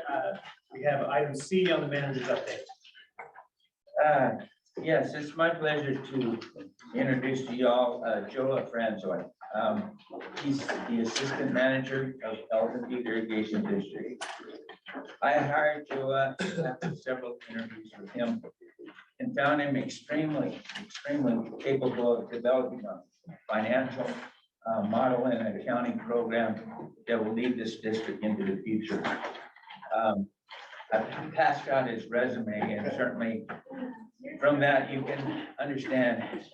He graduated from Texas Tech back in December of 2018 in the Rawls College of Business. He was a Bachelor of Science in Finance and in Accounting. He was on the Dean list in the fall of 2016 and fall of 2018. He was a member of the Texas Tech University Business Evaluation Club. He worked for Sherman and Associates as the manager of finance of a multi-family real estate development. He's also worked for for KMG Public Accounting and Consulting Firm.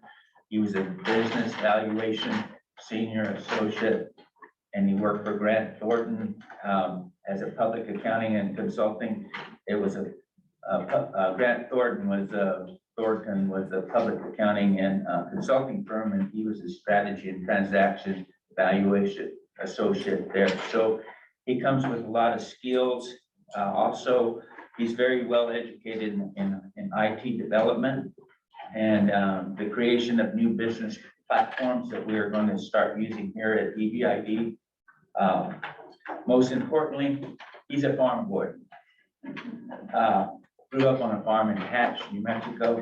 He understands our culture. He understands the historic nature of the farming community. And I just welcome Joa, and please welcome him.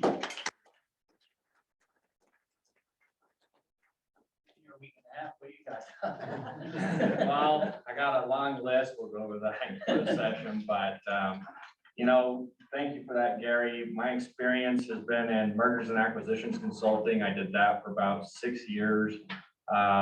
Bottom smallest companies are about $50 million, upwards of $1.5 billion. Did over 100 transactions from seeing different software, ERP systems, what the companies are doing. You learn a lot. You learn how they're training, how, you know, they're turning over staff in those mergers and working together. It's a team game in that game.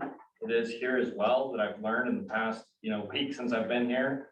From there on, I went to Sherman Associates. That is a sole proprietor real estate firm. I was in charge of board meetings there, so this is nothing too new to me, as well as the portfolio, working cross-functionally with different teams, engineering, asset management, legal, as well as finance. I was a liaison between an investment bank / private equity firm, Newberger Berman, and Sherman Associates. We were going to be putting together REITs and a lot of funds like that. It was about $2.2 billion of development in the pipeline there that I was overseeing. That was between downtown Minneapolis, Westminster, Colorado, Aurora, Colorado, St. Petersburg, Florida, and Tampa, Florida. So vast experience all over the country, seen a lot of deals, worked with a lot of big numbers. I love big deals. I think that similar to Sal, I have an eye for things that can be improved upon, efficiencies. I'm not here to make changes, but, you know, consulting with the teams and seeing what do you need? How can we improve your processes? How can we make things faster, easier, better for you? I think that's something I can provide a lot of value. Obviously, I am new. I have hardly experience other than my upbringing that Gary mentioned. I won't say with who, but, you know, I think that the team that I've been brought into, they're great. Some of them have been here for decades. They have a lot of experience I can leverage, and I'm just here to kind of value add for them. So happy to be here. Thank you very much. Mr. Franzoy, thank you. Is there any questions for Mr. Franzoy? Thank you, Gary. Anything else on your manager's update? No, sir. Thank you. Thank you. That brings us to engineering. And I gotta step up my game now. Morning, board. Scott Gamboa. I've been with EBID for a few months. I don't think I've met everybody, but I am the permit and land technician. So, and I'm gonna be going over June permits. Let me get set up here.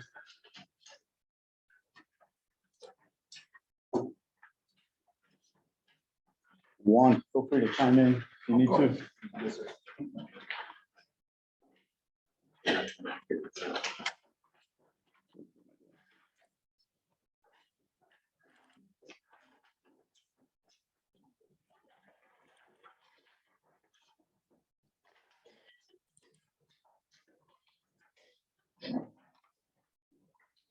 Okay, so just to summarize it though, for June, May, June, I guess you could say, there's 47 total permits. 42 are Comcast, which are pretty much basic aerial, burial fiber optic cables that we went over some of that last month as well. So that's pretty much the same. There are 5 of them that I do want to go over that are non-Comcast. So this one here, you got Lower Rio Grande Public Water Works. They'll construct, operate. It's a 40-foot, 2-inch water line that's going to be crossing the Chamberlain East lateral. And that's going to be above our, in special conditions here, we added that it's going to be actually above our culvert. Okay, so with that, it's in pipe, metal encased, 18-inch separation from casing to culvert top of pipe, and 24 inches of cover on top of that. Can you tell us what permit number that is? Oh, I'm sorry. Yeah, no, I need to do that. Permit number, so the license number? Yeah. It's 163. Any questions on this Lower Rio Grande license? The next one's gonna be license number 164. And this is pretty much along the same lines as Comcast. It's just Conterra Networks. It's a fiber optic line, the aerial fiber optic line, crossing the Mesilla Drain.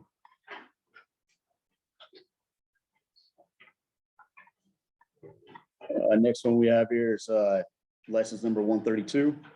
And that's El Paso Electric Company, and it's an aerial electrical line crossing the Colorado Drain.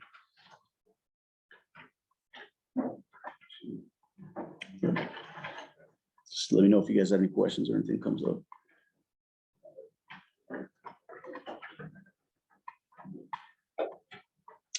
All right, right here we got license number 171, Preston Tharp. He's looking to construct, operate, maintain 3 harvest gates, and that's along the Leesburg Drain.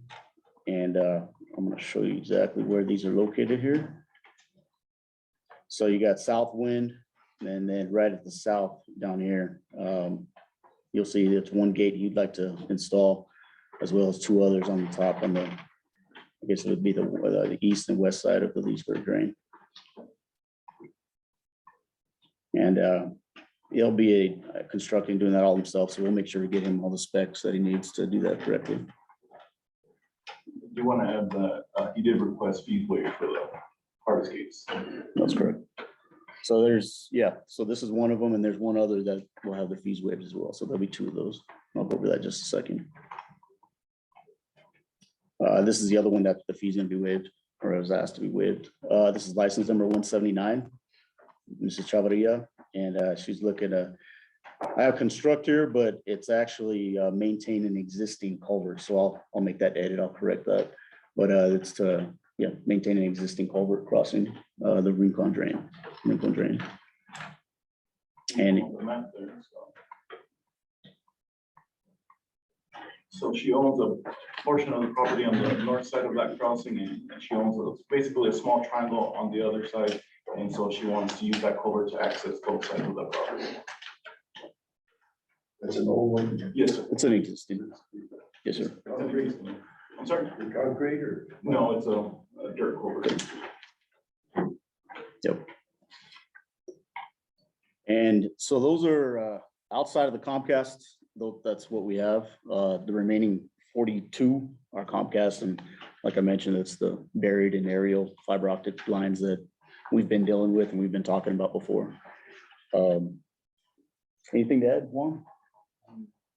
Are all those Comcast renewals?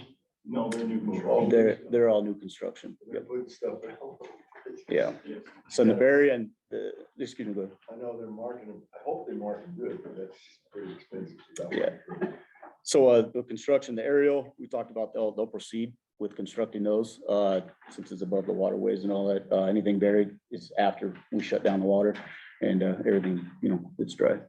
The ditches are dry, and we can make our moves and all. And Scott's been on top of their designs, basically making sure they follow our policy, making sure that they're 5 feet below with metal casing, as well with aerial policy 22 feet minimum tag.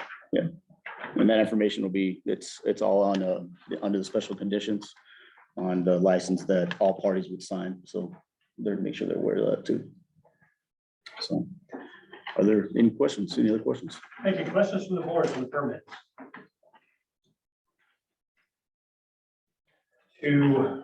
So we have requests for fee waivers on 2 permits. I do believe they're 2023 L-171 and 179, the harvest gates and the culvert crossing. As far new. Yes. Mr. President, I move that we okay those 2 permits that you just mentioned with and waive fees. I have a motion from Mr. Lyles to approve permit 171 and 179 and to approve the waiver of fees. Second from Mr. Gillis. Any discussion? Hearing none, discussion is closed. All those in favor of the motion, please signify by saying aye. Aye. Any opposed? It is present, the ayes have it, motion carries. All right, so that brings us to other ones that are not the fiber optics. We've got the two from Quest. No. Go ahead. The two from Quest, the Lower Rio Grande Public Water Works and El Paso Electric Crossing. Did I miss any? No, that's it. That was the ones, right? Are there any questions on those 4 permits? Are there any of those individual permits that are there any questions on? You entertain a motion? I will. I move that 163, 164, and 132 do pass. All right. I'm lost on those numbers. Would you say them again? We have 163, 132. Yeah, and 164, right below 163. Those, it would be Rio Grande Public Works, Contrera Networks, and El Paso Electric. I believe Conterra is one of the fiber optic lines. That's correct. Okay, so it's, I think you wanted 69 and 70, Mr. Wright. Permit 69 for Quest, permit 70 for Quest, permit 63 for Lower Rio Grande Water Works, and 132 for El Paso Electric. Those are the 4 that were not fiber optics. okay. Were those the ones you intended to act on? Well, you know, I had them marked different, so Okay. I'll let someone else make that motion because I have them marked different. That's my one I did. So those are the 4 non-fiber optic permits that are remaining. So moved. I have a motion from Mr. Nunez to approve permit 2023-L 069, 070, 132, and 163. Again, those are 2 for Quest, 1 for El Paso Electric, and 1 from Lower Rio Grande Public Water Works Authority. A second. I have a second from Ms. Esslinger. Any discussion? Hearing none, discussion is closed. All those in favor, please signify by saying aye. Aye. Any opposed? Any is present, the ayes have it, motion carries. So that brings us to the Comcast and Conterra Networks fiber optics crossing. I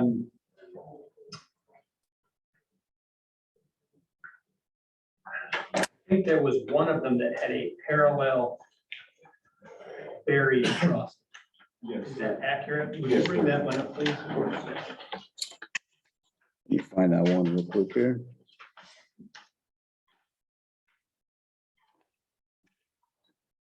I apologize, I should have marked which one it was. No, that's fine. I want to say it's 141. Let me bring that up.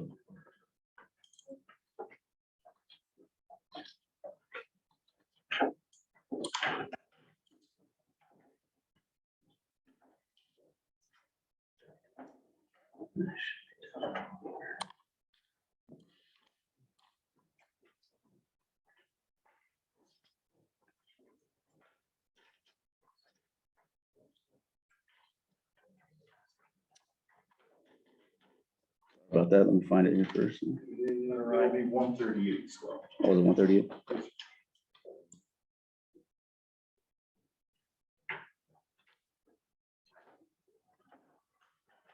That's a parallel, Greg. Yes.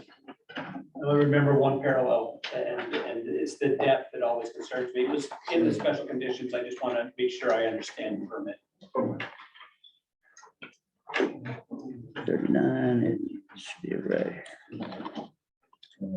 So for our board members that may not have seen a lot of these arguments, one of our big concerns with buried fiber optics in a parallel facility is that if there is a wash in or a wash out of our facility, that emergency activities are unlikely to hit the line, that the line will be below where either soil is washing away from or where soil is washing away from. We want to ensure that it will still be buried after a water emergency. Yes, sir. I do want to acknowledge that I believe this one's an aerial parallel. That one is. So Did we have a buried parallel? I remember seeing the aerial parallel, and I may be mistaken on it. That's just my recollection. you're correct, 141, I believe. So yes, 141 is the other parallel.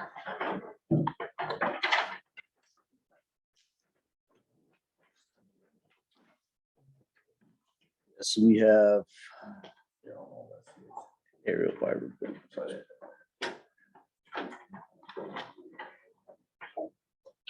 Also stipulates in this area. Operate, maintain an aerial fiber optic line across the bend.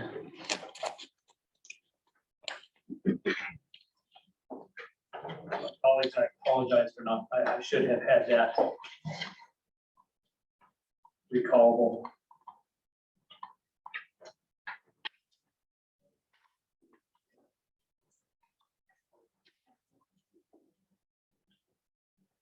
Well, seeing as I can't find it, I don't have any questions on any of these.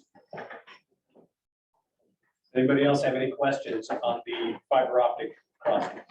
If there is a parallel, will it be below the inverter? I did check, all the ones that I saw buried are 5 feet below the invert of our structures. So if that's a drain, it's really deep. Yep. And if it's a canal, it's just deep. And it's encased as well.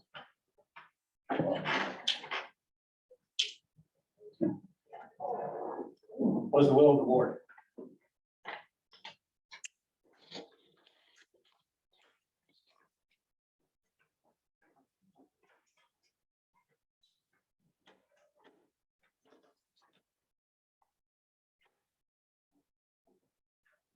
We would now be voting on which one? So this is Just the all one? the rest. All the rest. All the ones that are labeled either Comcast or Conterra, and they are all fiber optic crossings. And engineering does Parallel. do pass, that's your, That's correct. That's correct. well, I move that we accept the rest of them, I'm sorry. I have a motion from Mr. Nunez to approve all the permits for the fiber optic crossings. And I'll second. And a second from Mr. Lack, crossings to include the parallels. Sir. Any discussion? Hearing none, discussion is closed. All those in favor, please signify by saying aye. Aye. Any opposed? Opinion of the president, the ayes have it, and the motion carries. That brings us to our legal update. Mrs. Salvik had to step out of the room for a minute.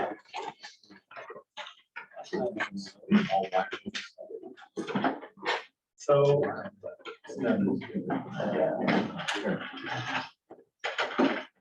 Naomi, do you know who's doing the HR safety update?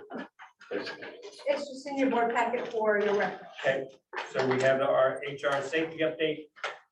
For the record, I will note the highlights. The current total employee count is 75.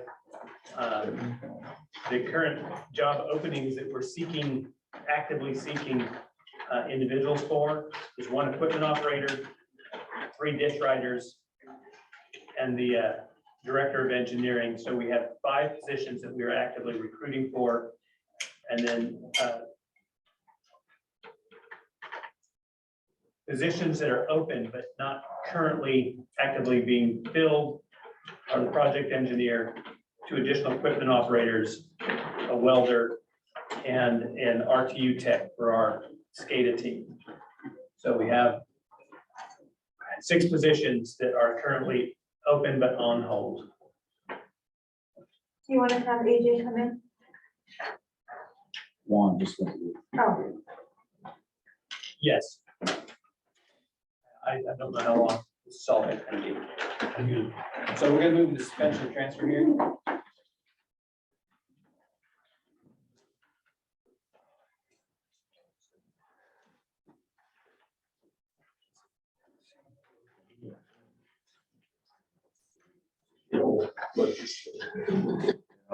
is it cold over there? That's all right. Everybody's happy. I gotta go get that. Are you cold? I know you like to preach, but I'm cold. I always bring a jacket. I know you're not cold. You're young. No, I am cold.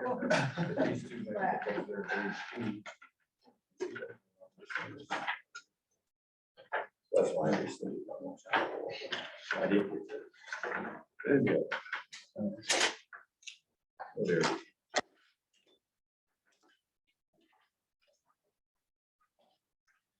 And Jay is here, so I will call to order the board, sitting as a board to hear suspension and transfer applications.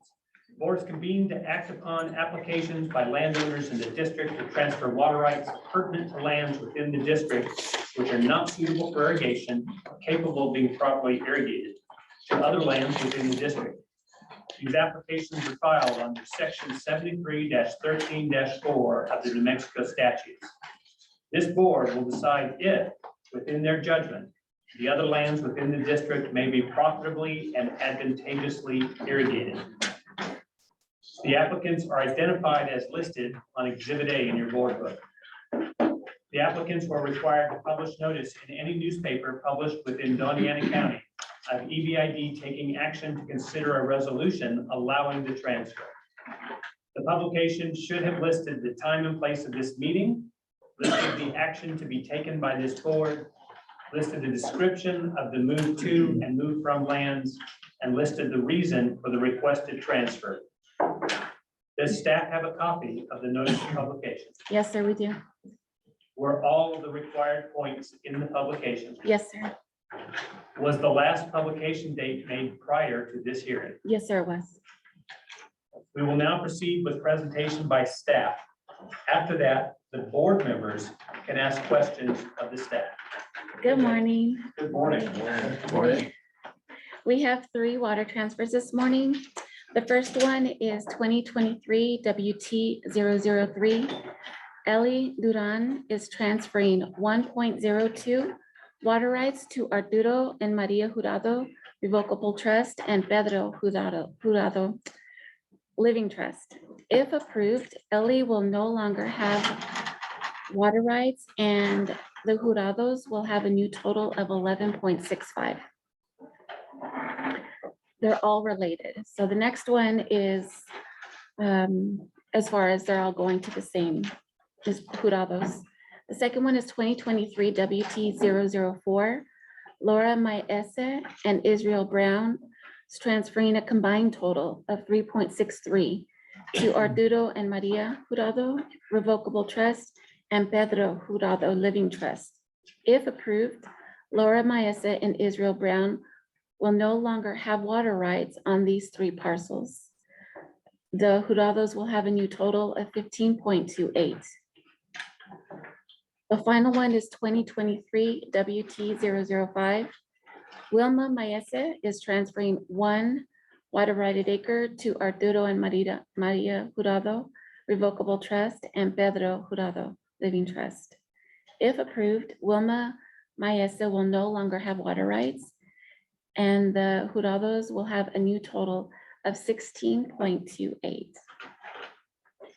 Staff recommends approval on all 3.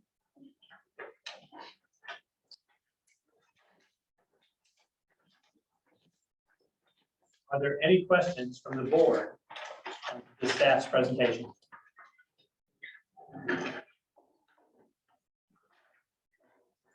Hearing none, at this point in time, the board will take evidence and testimony from the applicants or their representatives, or any person who is here to protest the applications.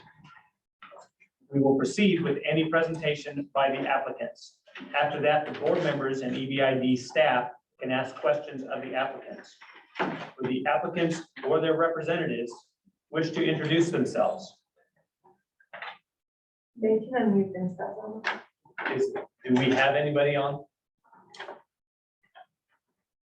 And we only have 1 guest besides Selena. Yeah, 1 guest. Thank you. So if you are a guest online and you are the applicant or representative of the applicant, would you please unmute yourself and introduce yourself?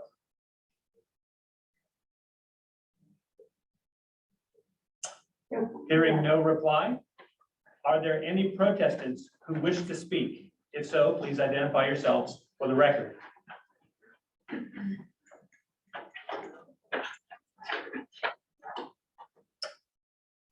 Are there any other comments from the board?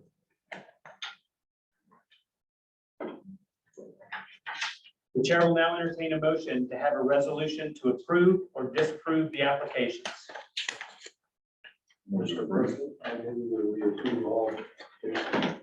I I have a motion from Mr. Lyles and a second from Mr. Nunez.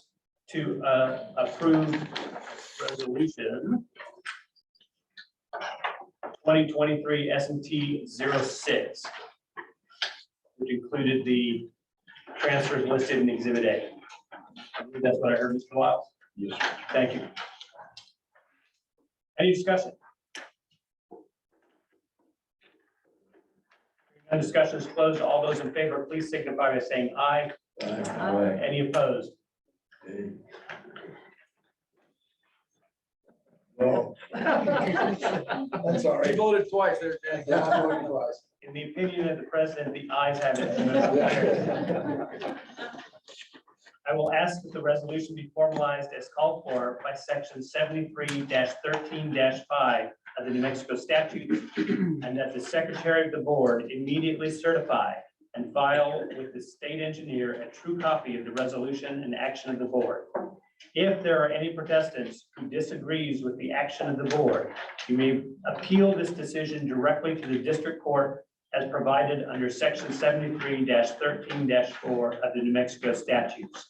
The chair will entertain a motion to adjourn the board sitting to hear the applications. So moved. I have a motion by Mr. Salpeck. And a second by Mr. Nunez to adjourn the water suspension and transfer hearing. All those in favor, please signify by saying aye. Aye. Any opposed? And the president, the ayes have it, and the motion carries. Thank you very much. Thank you.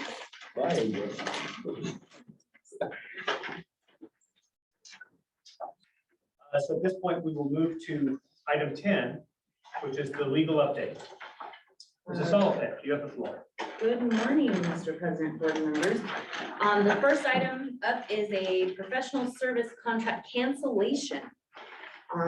Many of you will recall that I hired Gary as an expert witness to continue taking care of litigation that he's already listed as a witness in, that is pending and going to move forward this year and into next year. And when he retired at the end of December, we still needed his testimony and other historical information. So we hired him on a limited basis on a professional services expert contract regarding historical issues and specifically the testimony subject areas we would need him to testify on. Since he is now an employee of the district again, we will not be using that contract. So to clean up our books, I would just like to go ahead and cancel it. So there's no question that we're not letting Gary bill us separately for what he's already doing as an employee.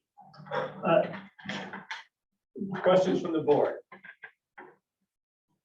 Mrs. Salpeck, I apologize for not remembering. Did we have both professional services and an expert services contract for Mr. Esslinger? What? Yeah, we had just one, and I call them all the professional services, and then I delineate in the contract whether it's like consulting services or expert witness. I don't remember how I titled it, but this would be sufficient. He has one contract. Thank you. Thank you for that clarification. What's the will of the board?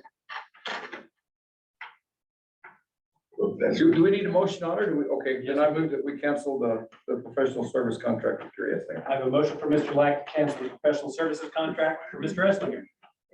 Second. I have a second from Mrs. Esslinger. Any discussion? Hearing no discussion is closed. All those in favor, please signify by saying aye. Aye. Any opposed? Opinion of the president, the ayes have it, and the contract is canceled. Ms. Salpeck. Thank you, Mr. President. Again, that I believe was unnecessary. However, for the purposes of clarity and communication to members, it's probably better that we just clean up our books and make sure there's no allegation of anything wrong. If and when Gary does eventually retire again and we have pending cases that may still involve him, we'll determine how to handle that at that point in time. So items B and C are related. They're presented to you at the same time as requests for relinquishment. Ken Anderson and Alan Swearingen both own property behind a dam that EBID operates and maintains as a flood control structure within our system. And they have both requested that we release certain easements related to their property interests. We have Mr. Swearingen in the room with us today. And I did not receive a request from him or counsel to speak, although I don't think that it would be a problem, Mr. President, from my perspective. What I will recommend is that we take this up in closed session. These, while they are presented to you as requests for relinquishment pursuant to our policy, these are also part of litigation that is 20 years old, more than 20 years old. And it's not been resolved completely in all of that time for reasons we can discuss in closed session. But we met with Mr. Swearingen yesterday. We told him how we planned to proceed. His counsel notified us on at least 3 occasions that they planned to bring litigation if they did not approve of how we apply our policy. It seems pretty clear they are not in agreement that our policy applies here. And so that is definitely an issue in litigation that we previously had as part of the litigation. So I'm going to recommend that you take this under advisement and go into closed session for a more robust discussion of what that looks like, particularly in light of the fact that this is historical litigation being brought back up and also with the threat of new litigation. Thank you. I'm going to give Mr. Swearingen an opportunity to speak, but are there any questions from the board on this salt mix recommendation? Mr. Swearingen, we have the letter that Ms. Wooten sent us on your behalf. We also have the letter from Mr. Anderson that you were copied on. That said, I would like to give you an opportunity to give us some information before we move into discuss this. We've been in this situation for quite a while, and it's a situation that I think could have been taken care of long time ago.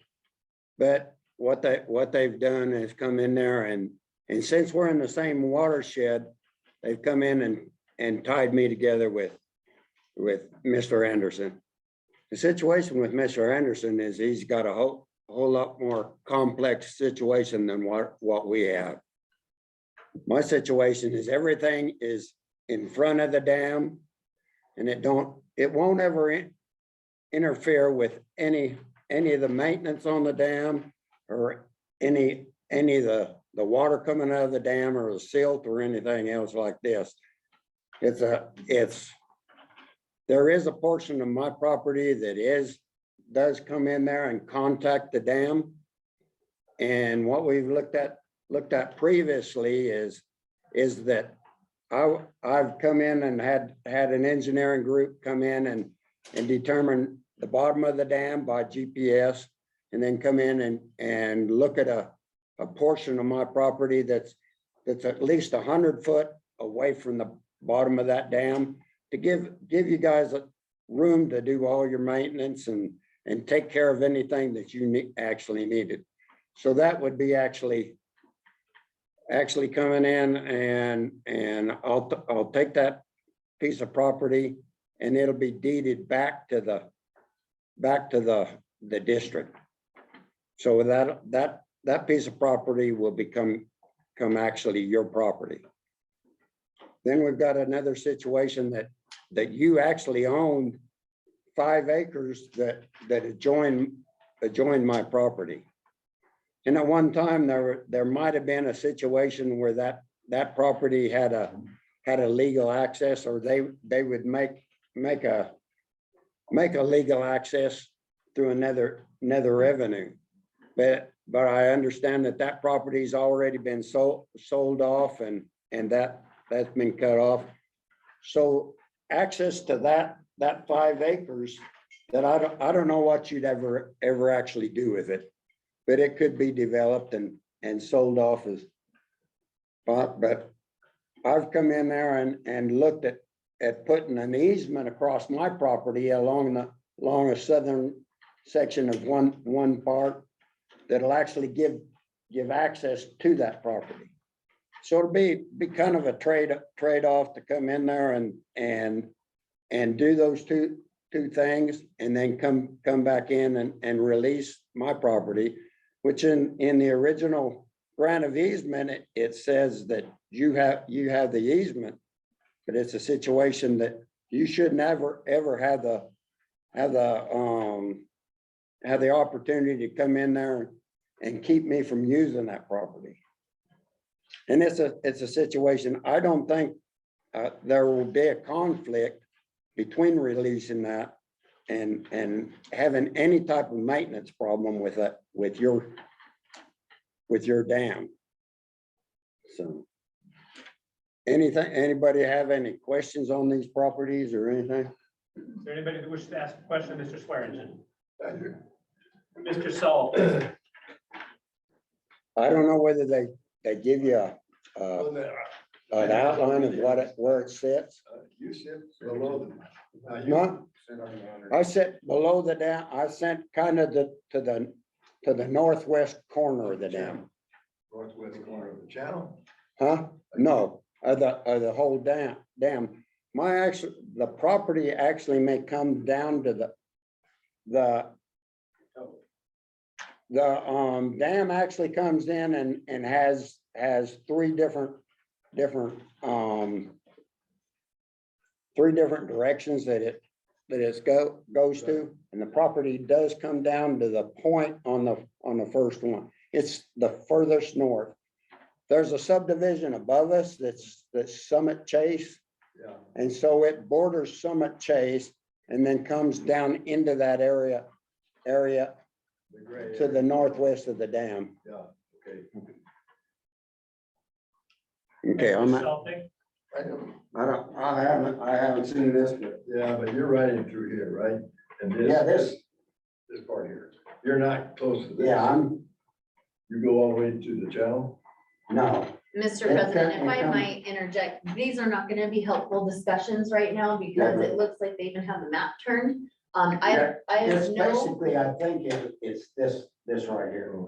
I have no maps presented today because we are not presenting this yet as a request for a relinquishment. We're presenting it as a request for consideration as to how you would like us to treat this, given that if we apply our policy, which I am bound to apply at this point in time, they have guaranteed they will sue.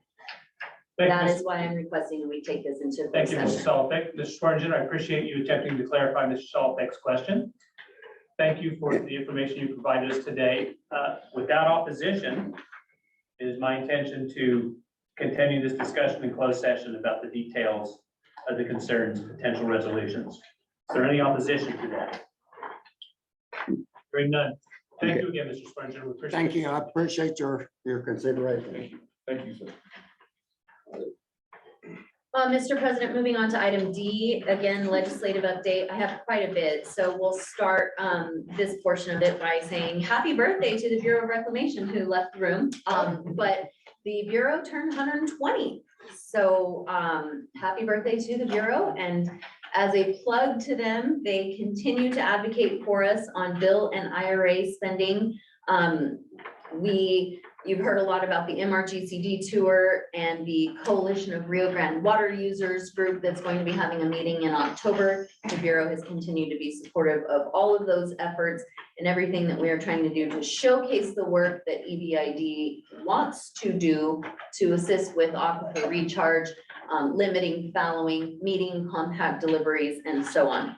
So big thank you to the Bureau for all of their help and assistance in helping us put all of those tours and meetings and everything together that we've put together in the last couple of months and that will be coming up. And just in general, all of their support in pushing our projects forward after we put in a lot of the work to present them initially. We have coming up just a flag for you. We have coming up in September, the Family Farm Alliance is doing a farmer advocate trip. Mr. President has indicated that he would like to see us participating on Capitol Hill quite a bit more frequently going forward. So hold the week of September 25th for a farmer advocacy trip. Again, we have the Coalition of Rio Grande Water Users group that's going to be meeting, I think it's the first week of October. So yeah, October 3rd through 5th. So that will start to get to be a busy time again. And also it's, you know, your budget month, all of that. So start planning ahead for a busy September, October timeframe. We'll have a water law CLE that many of you will need to potentially attend with me. You will have the Rio Grande Water Users meeting. We'll have the Farmer Advocate Trip for Family Farm Alliance, and then we will go into our NWRA annual conference where we meet with the Bureau and we travel as a team to advocate for anything we're working on. So start making sure you have a handle on September and October. And sorry, Joe Paul, hunting season, it is what it is, you know. I didn't draw anything. We're good. Well, I did, so I'll make sure that that's factored in when we're setting these trips. The FEC trip again, what was the date? The proposed date? week of September 25th Thank is you. what they've landed on. And again, that's a farmer advocate trip, but they like to take people who, for example, sit on their advisory committee and have both a connection to family farm and a connection to the district or whomever they work with. It looks a lot like NWRA, right?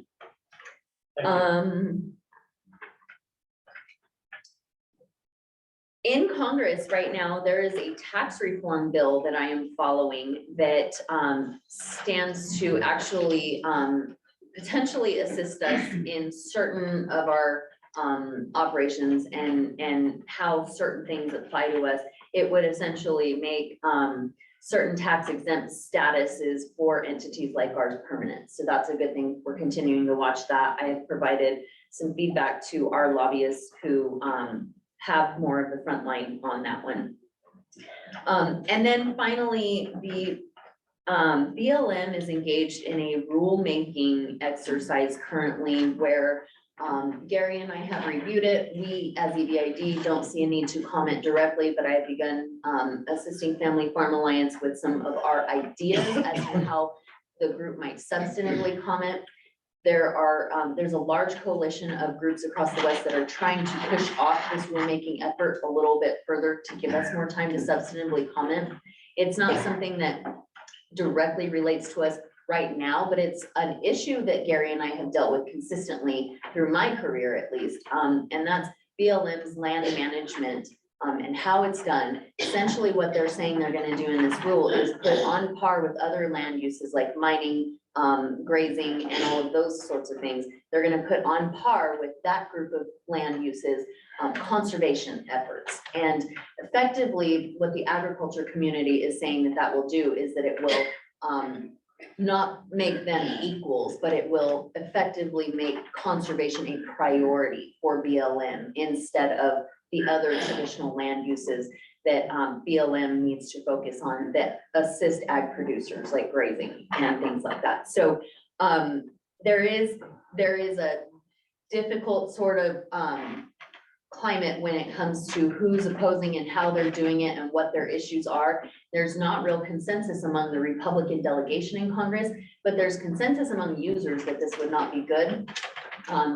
Except that it's a much larger effort than typically just EBID would engage in. So we're feeding our comments through our organizations, but this is one we're gonna pay close attention to. There is also legislation in Congress that might kill this. Of course, the Biden administration would veto that. So it just kind of remains to be seen how this plays out, but it looks like there's enough of a federal response that we don't need to step in yet. It's something to keep on our radar because we may come back with a different recommendation. And then finally, the Supreme Court ruled on the Waters of the United States case, Sackett. You will recall that that case is an Idaho couple who wanted to build a house near a lake. The EPA and Army Corps of Engineers took the position that it was in a wetland and they needed a WOTUS permit, Water of the United States, dredge and fill permit, to be able to build. They basically were wanting to build, if you picture EBID's lot where we're sitting right here, then there was a road.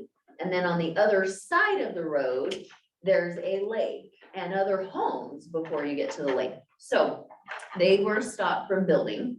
They needed a permit. These permits are incredibly expensive to get. They challenged the determination that they needed a permit and they won. The Supreme Court, which is being called the Extreme Supremes, an activist court, they're being called all kinds of dirty names now, ruled unanimously actually that the determination that a permit was needed was wrong.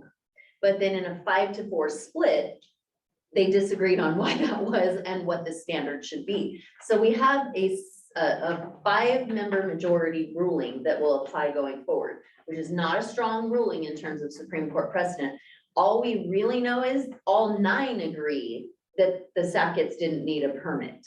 But only 5 agree as to what conditions they would have been required to get a permit under. So now you're seeing the Biden administration response and New Mexico's response. And the Biden administration has put a stop to processing all applications of this sort.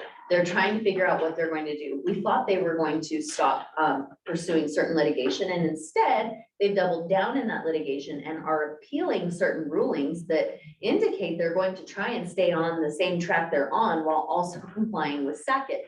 No WOTUS scholar in the country, no Clean Water Act scholar in the country knows exactly how that's gonna play out.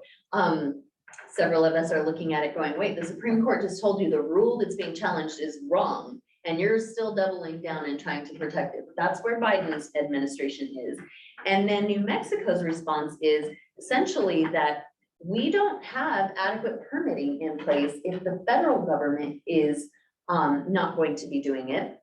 And within New Mexico, now that the federal government can't claim that most everything, prairie potholes and all those things are a WOTUS because the significant nexus test has been thrown in the trash. We have a whole chunk of our state that is subject to pollution issues that the federal government used to be the one to handle, and now they will not be allowed to. And the state has no system set up to handle those issues. So the state is talking already, and they've started making presentations to the legislature about needing funding to start a permitting program.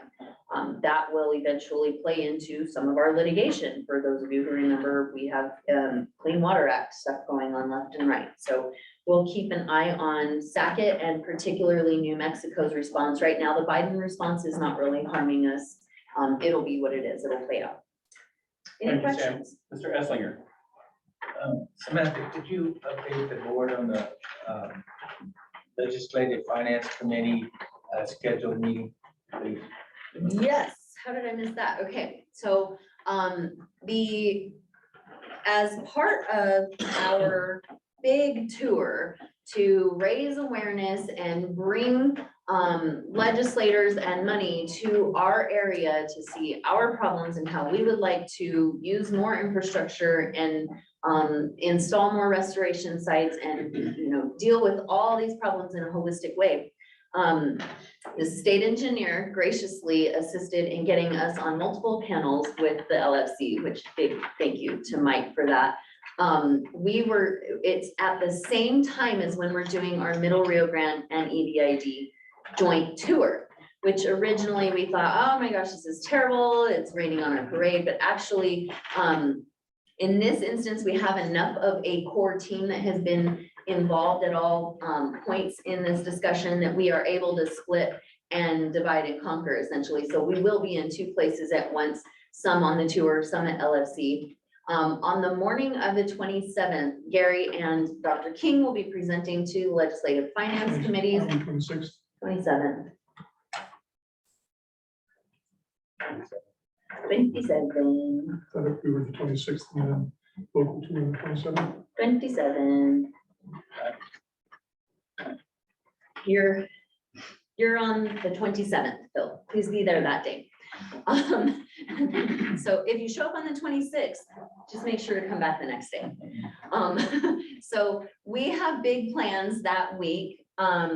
We may be calling and asking for reinforcements, board members to show up at LFC or board members to show up at various different times along the tour to say hi to various officials. But this is a really, really big opportunity because the first panel is local perspectives on Texas v. New Mexico and the future of the Lower Rio Grande. And that'll be the state engineer, Gary, Adrian Widmer, who's with the City of Las Cruces Utilities, and Sam Fernald. Dr. Fernald is with Weary at NMSU. And what Gary is going to talk about is exactly what you guys are fully up to speed on, but that is this concept of before you follow us, let's infrastructure improve as much as we can with this big flood of money from the federal government, and then let's see how our system works and how much is left to do. So we're talking about the future of the Lower Rio Grande still in terms of reclaiming the West, right? Doing more with the money that the federal government has right now and encouraging the state to fund those efforts. And then on the next panel, it'll be settlement implementation and opportunities for innovation. Dr. King for EBID, John Longworth for the state engineer, Jennifer Failer, the area manager for the Bureau of Reclamation, and Hannah Risley White for ISC, along with, again, the state engineer.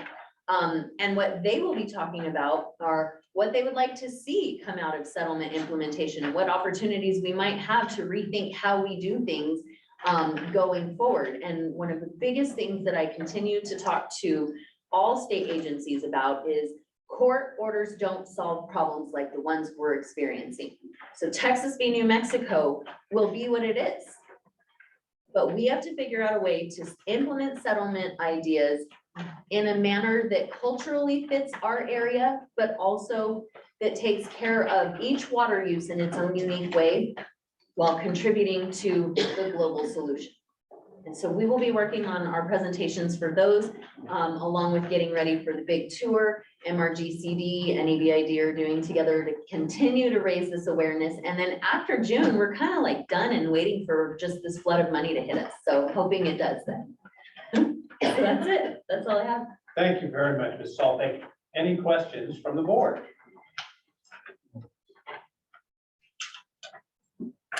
Hearing none. Naomi, is lunch here? Yep. Let me make sure that I haven't missed something on the agenda. I think so as well. Thank you. At this point, I believe we have concluded the open session agenda, and I will entertain a motion to recess for lunch. So moved. I have a motion from Mr. Solomon and a second from Mr. Gillis to recess for lunch. All those in favor, please signify by saying aye. Aye. The chair, you guys have it. We're at recess. 8:30. Good job. See one of the almost transferred. Sorry, one. It's in my inbox and it's still sitting there. Thank you. I will, I promise you.